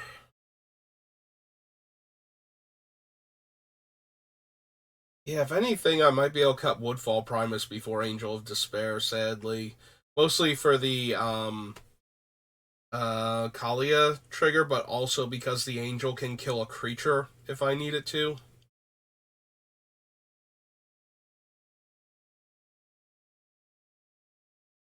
At the same time, that's not a strong enough knock against the Primus that he can't kill creatures. Because he does get to destroy 2 permanents 90% of the time, and 1 permanent like 99% of the time. It's very hard to stop his trigger from happening in a way that I can't see it coming and just not cast him. So if he's not getting countered, like, I'm not going there. You're not going to flash in Mother of Machines or Torpor Orb or something normally. So I forget if Hushwing Griff has flash. I think the Fairy of Silence or whatever from Eldraine does, though. So that one would work against him. But yeah, most of the time you're going to be able to see it coming and not have to worry about it, so.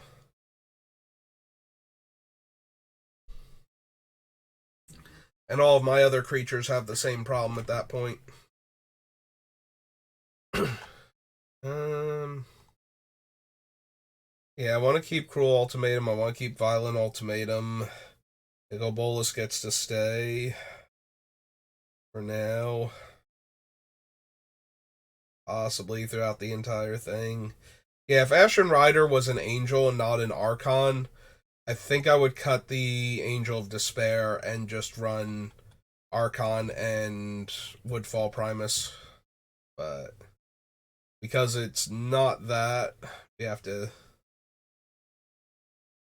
keep the Angel in. I feel like as a both as another hit for Niv Mizzet and as a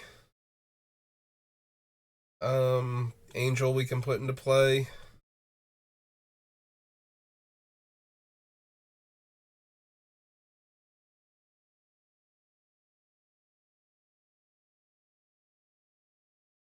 Yeah, we're down to 5 out of 10 ultimatums now. Only half the ultimatums made it. Which makes sense. There were a couple of them that I knew weren't going to. In Clarion and I think it's Clarion. Clarion's the one that cares about stuff you already had in play. And Titanic, we just are not a go wide big creature deck, so we didn't need to give all of our guys +5/+5 and trample and whatever else is in that thing's game text. Probably lifelink or something.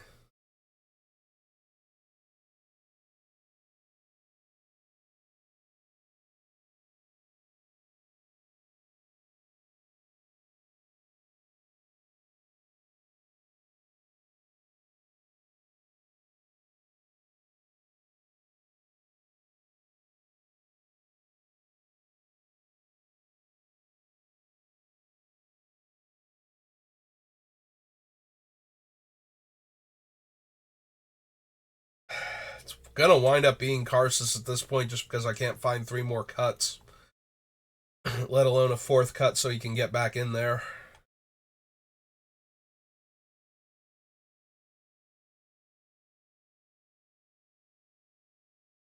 I definitely don't want to cut any of the 2 mana rocks or rampant growth spells.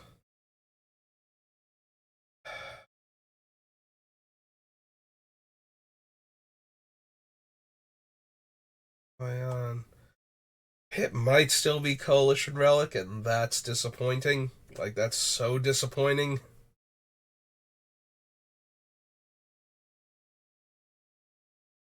Alright. Coalition Relic's really on the chopping block now. Maybe Woodfall Primus is too, but I doubt it. Woodfall Primus is super hard for me to cut from a deck. And it's not like he doesn't meet the requirements for it with his triple green, so.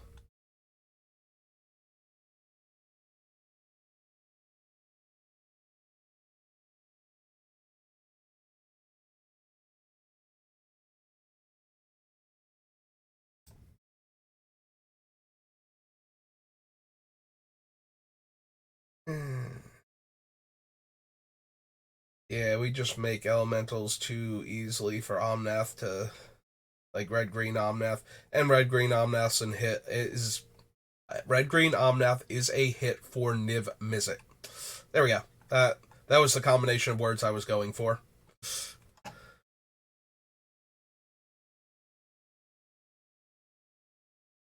He's a hit for Niv Mizzet, and he still meets the requirements for other Omnath. So,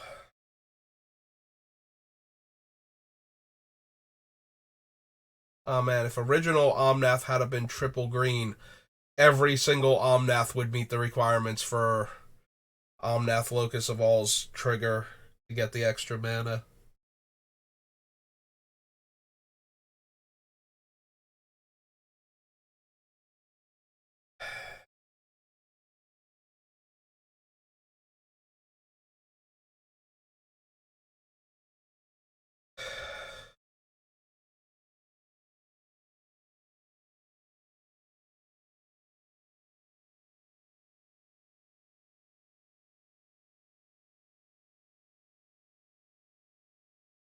Exile, Hoarding Lord, Asian of Fiora,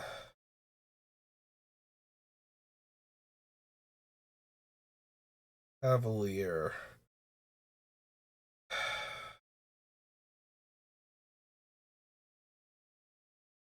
The Cavalier was still on the list because it was an elemental and could be recast with the Horde of Notions. It's also an elemental for the other Omnath.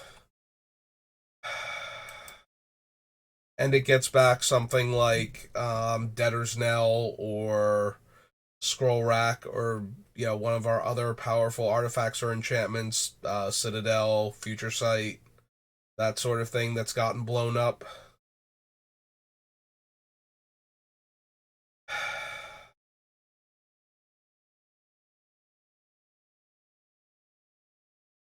Maybe it's still decently strong in this deck. Maybe because we have that one, maybe that's how we can cut Woodfall Primus, as I'm not taking the Cavalier into account.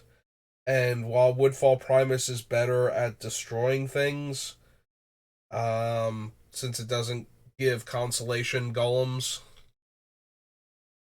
and automatically comes back its first death, maybe the fact that the Cavalier can hit creatures, right? I didn't miss that. It's destroy target permanent. Destroy target non-land permanent. Okay. That's still fine. There are very few lands I desperately want to destroy.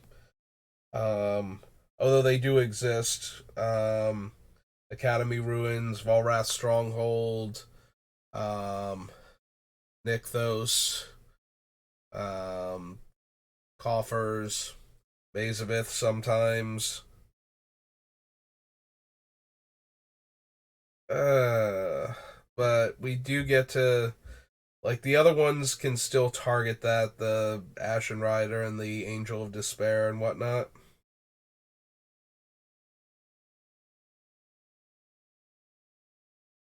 I really want to have both of them be in the deck, but maybe I can cut one of them because of the other one's existence on the list. Maybe. Kind of. Not quite, but we're getting there. I gotta cut 3 more things, right? That's where we're at. It's 3 more. 3 more. That's potentially one of them.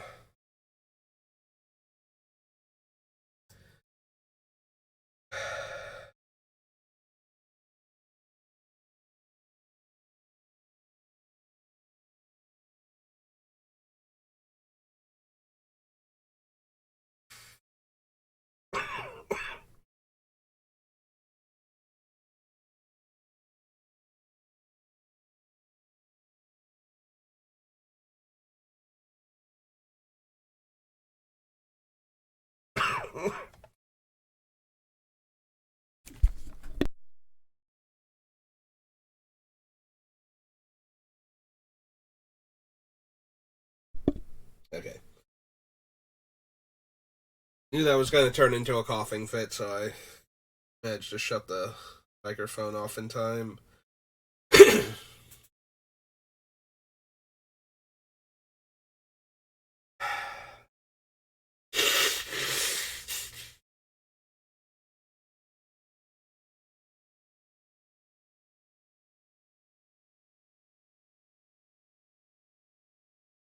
There's so much utility in the Cavalier and in the Woodfall Primus. Like, Cavalier being able to destroy most of the same permanent types, and creatures are slightly better than land as the thing to be able to hit. Like, I would rather be able to destroy a non-land than a non-creature most of the time.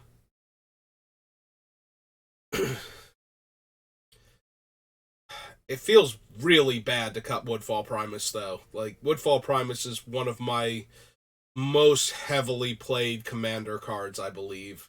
Like, if my deck is green, Woodfall Primus is in it, basically. In almost, I think there's one other deck where that's true, where that isn't true, rather, and that is my 5-color Super Friends. And that deck is very light on creatures. So,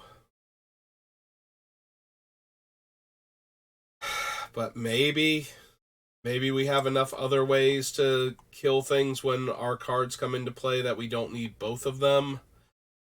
And unfortunately, the ability to buy back our potent artifacts and enchantments with the death trigger on the Cavalier versus getting to kill one more non-creature permanent as the payoff for running the Woodfall Primus. Probably means it's going to be Woodfall Primus. Alright. It's been decreed such. Woodfall Primus is down. Yeah, I don't think Karthus is going to make it back on the list. We're having way too hard a time making cuts to be able to consider putting Karthus back on. Like, yes, he's just barely a cut, but so are the other two that we're about to chop off this list, so sucks to be Karthus. Gonna have to sit in the binder. Mostly because I haven't gotten up to Alara for putting cards from binders into boxes. After we get to that point, then you'll have to sit in the box instead.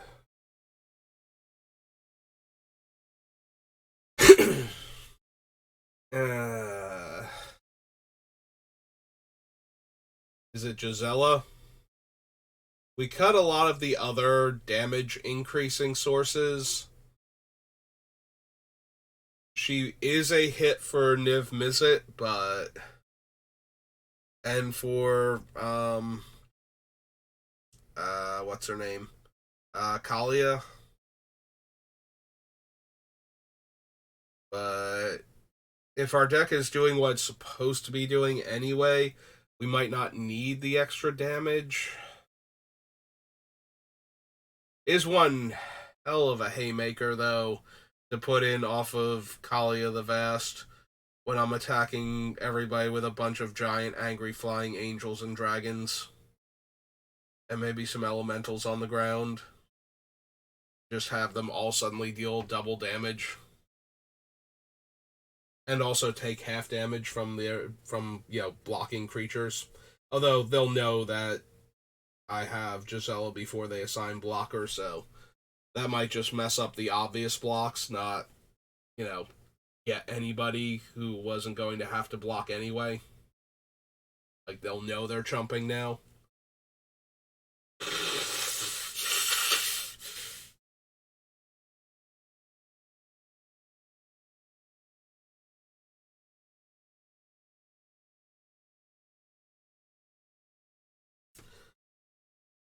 Alright, give me a minute because I'm out of water. I'll be right back.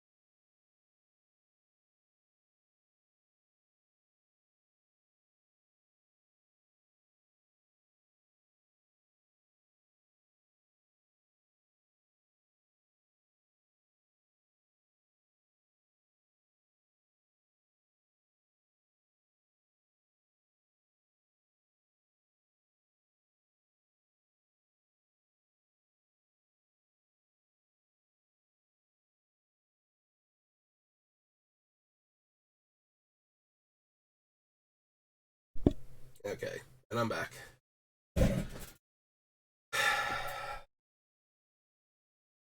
Where we at? 2 or 3? 2. 2 more cuts and Omnath's spells are done. We do have room for, I think, somewhere between, like, I think it's 2 lands. I think it's actually 2 lands.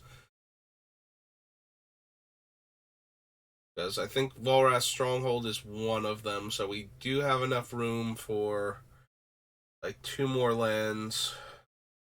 I'm seriously considering Seagate Restoration as one of the land slots because it has the triple blue in the casting cost, and being able to cast it for 4 mana functionally, like out of our available mana sources, means we're probably still holding up like an instant speed removal spell, so we're not tapped out and completely vulnerable with this deck.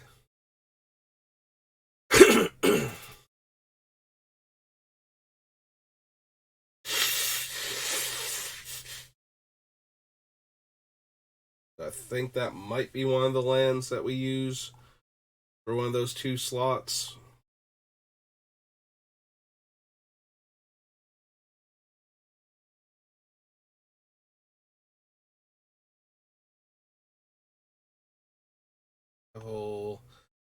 Can't cut Citadel. Will not cut Casualties of War. Fury Ultimatum and Genesis Ultimatum get to stay. Ruinous Ultimatum absolutely will not get cut at this point. Don't want to cut the Kami War. Like, kills a permanent, straight up exiles it, then bounces another non-land permanent and makes each opponent discard a card, and then flips into a 6/6 flying trample that gets a card back from my graveyard every time it attacks. So,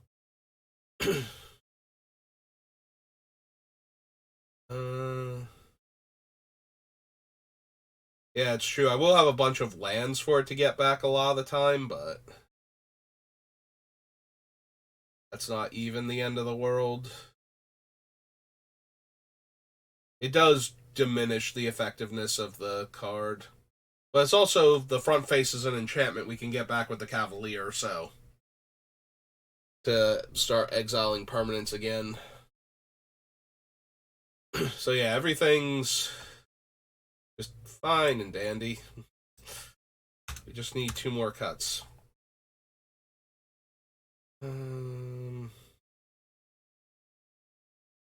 I have no idea what those 2 cuts are going to be, though.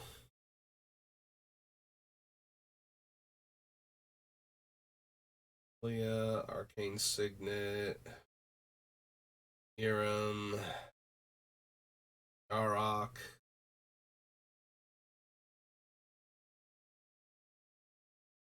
Is it Yarok? We have a lot of comes into play abilities, and plenty of them are fine when we double up on them. Most notably the killing permanence ones. Like, we still have the Cavalier, Ashen Rider, Angel of Despair. We can double trigger things like Niv Mizzet, I believe. He's not a cast trigger, he comes into play if I cast him, which he would have been cast at that point, so.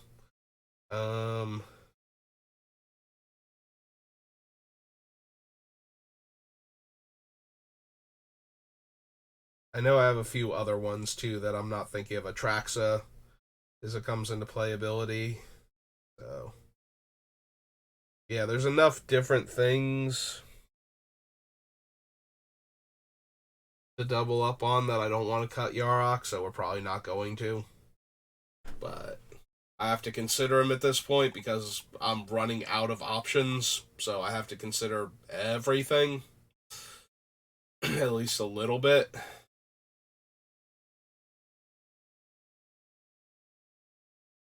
Everything that's still on the list is on this list for a reason. But at the same time, I have to cut 2 things, so everything has to be a consideration, at least, with a few exceptions.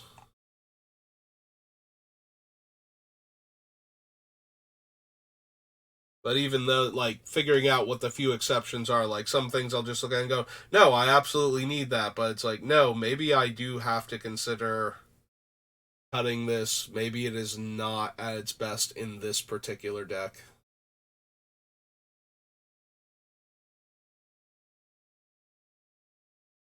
Where Ascendancy, Ashen Rider, Ella, Avacyn. It might actually be Gisela.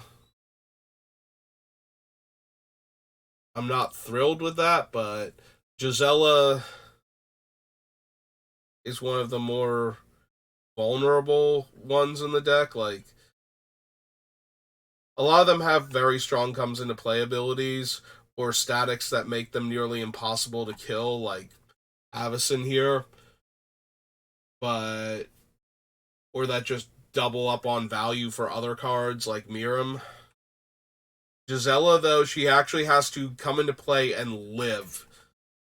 Like, if I attack with my stuff and they kill Gisela before damage, and my attacks suddenly become less than impressive, you know, now certain creatures can be blocked and traded with instead of chumped. And my attacks that go through aren't lethal anymore, then that's a pretty hard hit to take. And that is kind of how Gisela works in this deck. Like, we can't guarantee that we can protect her.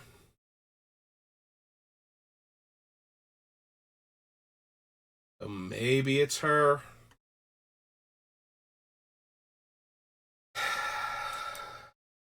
She's on the short list, and considering how hard a time I'm having coming up with cuts, she's probably going to go at this point. I have an entire commander deck built around her, so I'm not super sad to lose her, but she is strong in this deck and a hit for Niv that I don't have. Like, I don't have any other red white spells he could land on, so that kind of sucks. But I'm just completely out of things to cut that don't hurt, so I think she might be one of the weakest cards left. Which is saying an awful lot about the power level of this deck, by the way, that Gisela is one of the weakest cards left. Alright. One more. One more card. We can cut anything. Anything at all. What's it gonna be? Any card in the entire list. And we're done. Well, not on the entire list. Any non-land card on the entire list, and we're done. Probably shouldn't cut Omnath Locus of all, just cause. But any of the other cards. Just cut the Scion and be done. Cruel Ultimatum, Nicol Bolas, Oracle of Moldiah. What are any of these cards really doing for me? Villainous Wealth, Temur Ascendancy, Locus of Rage could go. Drotha, one of these removal spells. I mean, I cut a bunch of other cheap removal, but at instant speed. But surely we can cut one of them. Eerie, Genesis, Ruinous. Locus of Creation could still go. It might be Tiamat. Tiamat's so strong, though. It might be the Dragon, honestly. That'll leave Tiamat with only 4 hits in the deck besides herself. But those 4 hits are... Oh, the one downside to that is we can't get Dragon and Ramos. And play Ramos and follow it up with Dragon and put, the 5 counters on Ramos that we would then need to get the 10 mana out of him in the same turn. So, spending 11 mana and getting 10 mana back seems okay.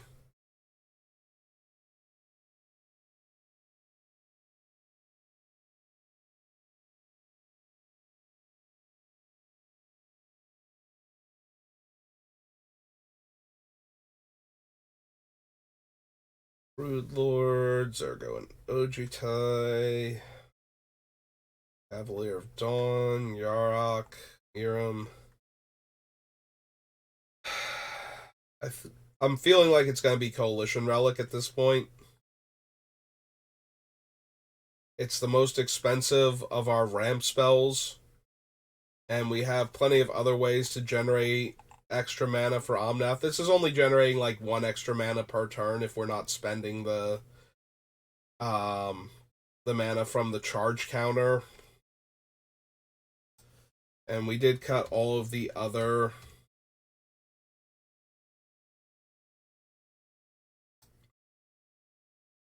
+3 ramp cards in the deck.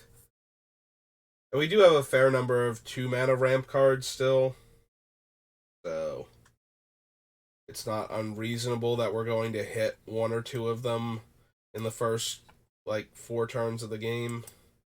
So yeah, I think it's Coalition Relic. I think that brings us down to our 60. Alright, let's do a land count then. See how much room I have left. It says I have 34. Plus the 5 lands, or the 5 basic lands, would actually leave me with 1 land slot. So let's see what they are. So we have Badlands, Bayou, Plateau, Savannah, Scrubland, Taiga, Trop, Tundra, Sea, and Volk. Okay, that's our 10. Forest Strongholds 11. Burgess 12. And then we're up to 17 with these fetches.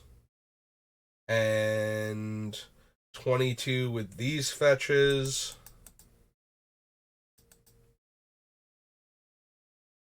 And then we have 5 triomes, so 27. Roll trees 28. 33 with these ones. And command tower. Alright. So with 1 of each basic, that leaves us room for 1 more. I think I'm going to go with Seagate Restoration. So you go Zendikar Resurgent. Other Zendikar. Or Rising, yep. And Seagate Restoration as our last land.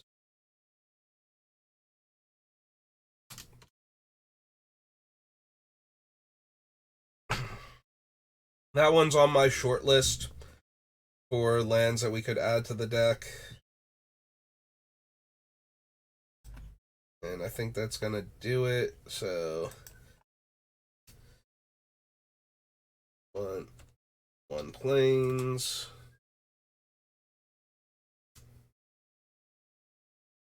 One island.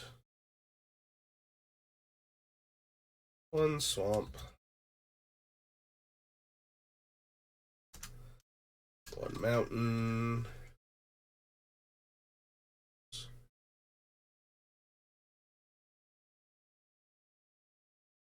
And one forest. And that will be our mana base. Alright, so that is Omnath, Locus of All. There are obviously some substitutions, like I said. If you want to do Mother of Machines over Yarok, like raw power over synergy with the deck, I don't blame you. Obviously, if you're not running the dual lands because you don't have them and they're too expensive and you don't use proxies, the shock lands are fine for this deck. Mana bases for 5-color decks, especially one that's this color intense, is going to be really brutal if you don't have access to the rare lands that I'm running. Like, the shock lands are a good substitute for the original duels, but that's it as far as substitutions. Like, you can't fetch the pseudo triome cards like oh god, what is it actually called? Like the ones from Shards and the ones from Khans of Tarkir that don't have the basic land subtypes. So I can almost picture the Jund one because that's the one like Savage. I think it's called Savage Lands. Is like the Jund one, and then things like Frontier Bivouac from Cons of Tarkir. Like you can run those instead, but then you're going to lose out on the fetch lands because you can't fetch anymore for them. So at that point, instead of the fetches, you're going to need 10 other dual lands, so maybe like the gain life lands or something. That does give you a lot more lands that come into play tap, so Omnath's going to come out on turn 5 a lot more consistently than turn 4 if you have to adjust the mana base like that in order to account for, financial availability of lands. That also means you can probably take out the Omnath that landfall, like the Omnath Locus of Creation, because without the fetches, he's a lot weaker. You could also take out Crucible of Worlds. Um, maybe, maybe Oracle of Moldiah. You still get to see a lot of the top of your deck though, so probably not. You probably still want Oracle in there, but yeah, you'll lose those cards more because their function has been depleted by the lack of the more expensive mana base than because they are not like the Omnath Locus of Creation is in here because of his interaction with all of the fetch lands. So that one's a lot harder to justify being in the deck if you don't have access to the fetches and the triomes and the shock lands. Yeah, unfortunately, with a 5 color deck, the mana base is a lot more expensive. Even without my 10 dual lands in there, it's still a bit much for players that can't afford. Because I'm pretty sure the shock lands are still like $5-10 each, and the fetches are probably. I heard rumors that there was a price crash with the fetches, but I don't know how true that is, and I don't think that people are going to be selling their fetches if there's a price crash on them. Like, I would, I'm not going to lower the price on my fetches if I were selling them, and they're just going to stay where they are right now as far as trade bait goes until they go back up in value. I'm not even 100% sure if that's true or not. I think that was like a clickbaity title from like Alpha Investments or something, or one of the or the Market Watch people. I usually don't watch any of their stuff. Like, I've been collecting so long that I have everything, and I'm not going to buy stuff on speculation. I only buy things that I know I'm going to use, like, upgrades, fancier versions of cards that I'm already running, or like consider a lot for decks like these. Um, or things that I know I don't have 4 of that I might want to run in multiple decks. That's the only time I buy stuff, so I don't focus too hard on the secondary market value of anything. It's not like I need to care. Like, if I didn't own fetch lands and the crash and the price were true, then I would be out there grabbing fetch lands.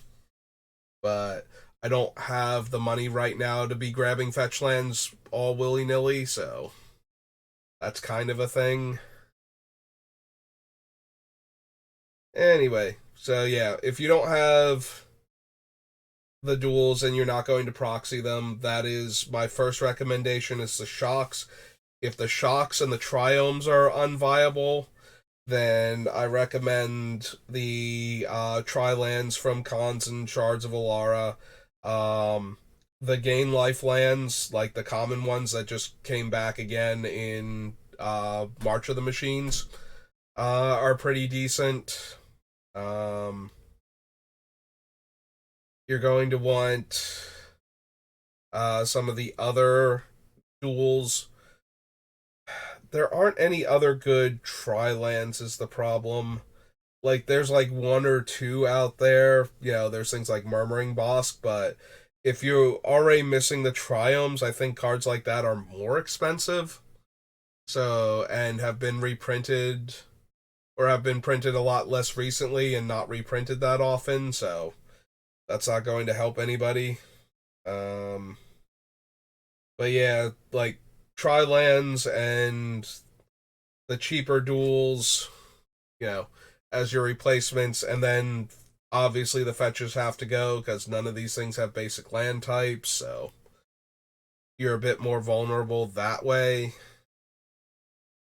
Um, for the mana base, like the fixing is not as much there. Like maybe you do need a like the world tree helps a lot, but you might also want to grab the chromatic lantern from Return to Ravnica, and the third one, like it's not More of the Spark, it's in one of the other two, Ravnica Allegiance and um,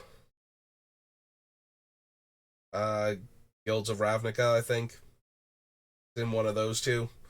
You might want to grab one of them then to help your mana base. Um, there's also a card, but I think it's from Shadowmoor and therefore probably too expensive too. There's a green enchantment for 2 mana that makes all of your lands count as all basic land types. But I'm pretty sure that one's like $30-$40, so that's not helping if we're trying to avoid the super expensive stuff. Yeah, that's an issue. The mana base in a 5 color deck is a lot more like when I'm doing like 2 and 3 color decks. If you don't have dual lands and fetches and whatnot, it's like okay, then just run the top lands for your 2 and 3 colors. Like that's the easiest fix, and it doesn't dramatically affect the deck. With a 5 color deck, it's a lot, especially with one that is this color intensive. Like it's very easy to have a 5 color deck where you just need like two of each color eventually to function. This deck wants 3 and 4 of each color to function properly. Like it is the most mana intensive deck possible for colors. Like it's the most color intensive 5 color deck I've ever seen. So that one's gonna be really, really rough to budget for the mana base. Um Past like, we're dropping like the 10 original dual lands, so that drops like a couple $1,000 off of the deck in favor of the shock lands. Like that's an easy fix. Um, but trying to drop the several $100 worth of shock lands and triomes and fetches off of the deck is a little bit more rough. Um, for this one specifically, like you can do it with a lot of other 5 color decks a lot easier, but trying to run all of these very, very color intense spells gets a lot harder when your mana base is that much shakier. So yeah, I don't have as many suggestions past that. Like start with all of the triomes that don't have land types. So your shards and your cons tri lands, and um the cheapest dual lands you can get. As far as, since you're not running fetches, the any of the ones that have something extra to them, so comes into play, gains you a life, comes into play scry one, like the temples if you have them, are fine. But they're going to replace like the 10 dual lands, and then you're still going to have to find like more duels to replace the fetches in order to help the mana base out more, because there aren't any other lands that tap for all 3 colors, unfortunately, to help the mana base out. Like even if there was a differently named one of each of the uh Alara slash cons ones, that would be super helpful for this deck for a budget mana base. Like just one other option for each of them.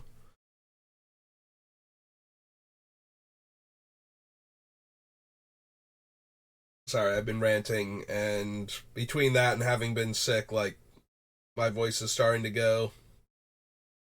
Yeah, that is my meager suggestion for how to help you with the mana base if you don't have the super expensive mana base that I'm running. Usually it's just as simple as going, yeah, if you don't have the dual lands, you run the shocks. If the shocks are already in there, you run like other dual lands that just have game text that, you cut the fetches, you cut Sensei's top usually because I'm running that because I'm running all the fetches. So you cut all of those down and you just run some dual lands and you're fine. Like, most of the time you do not get absolutely ruined for having, like 10 comes into play tap lands in your average, you know, casual game of Commander. It's kind of whatever. But with this one, I think you will have a lot of uncastable spells if your mana base becomes a whole lot shakier due to not having the tri lands. Like, if you have the regular triomes and the cheap triomes, um, and you can't get the shock lands though, I think you can run this deck with those two sets of lands, and then, like the 10 comes into play, tap, gain a life, or the 10 temples or something like that.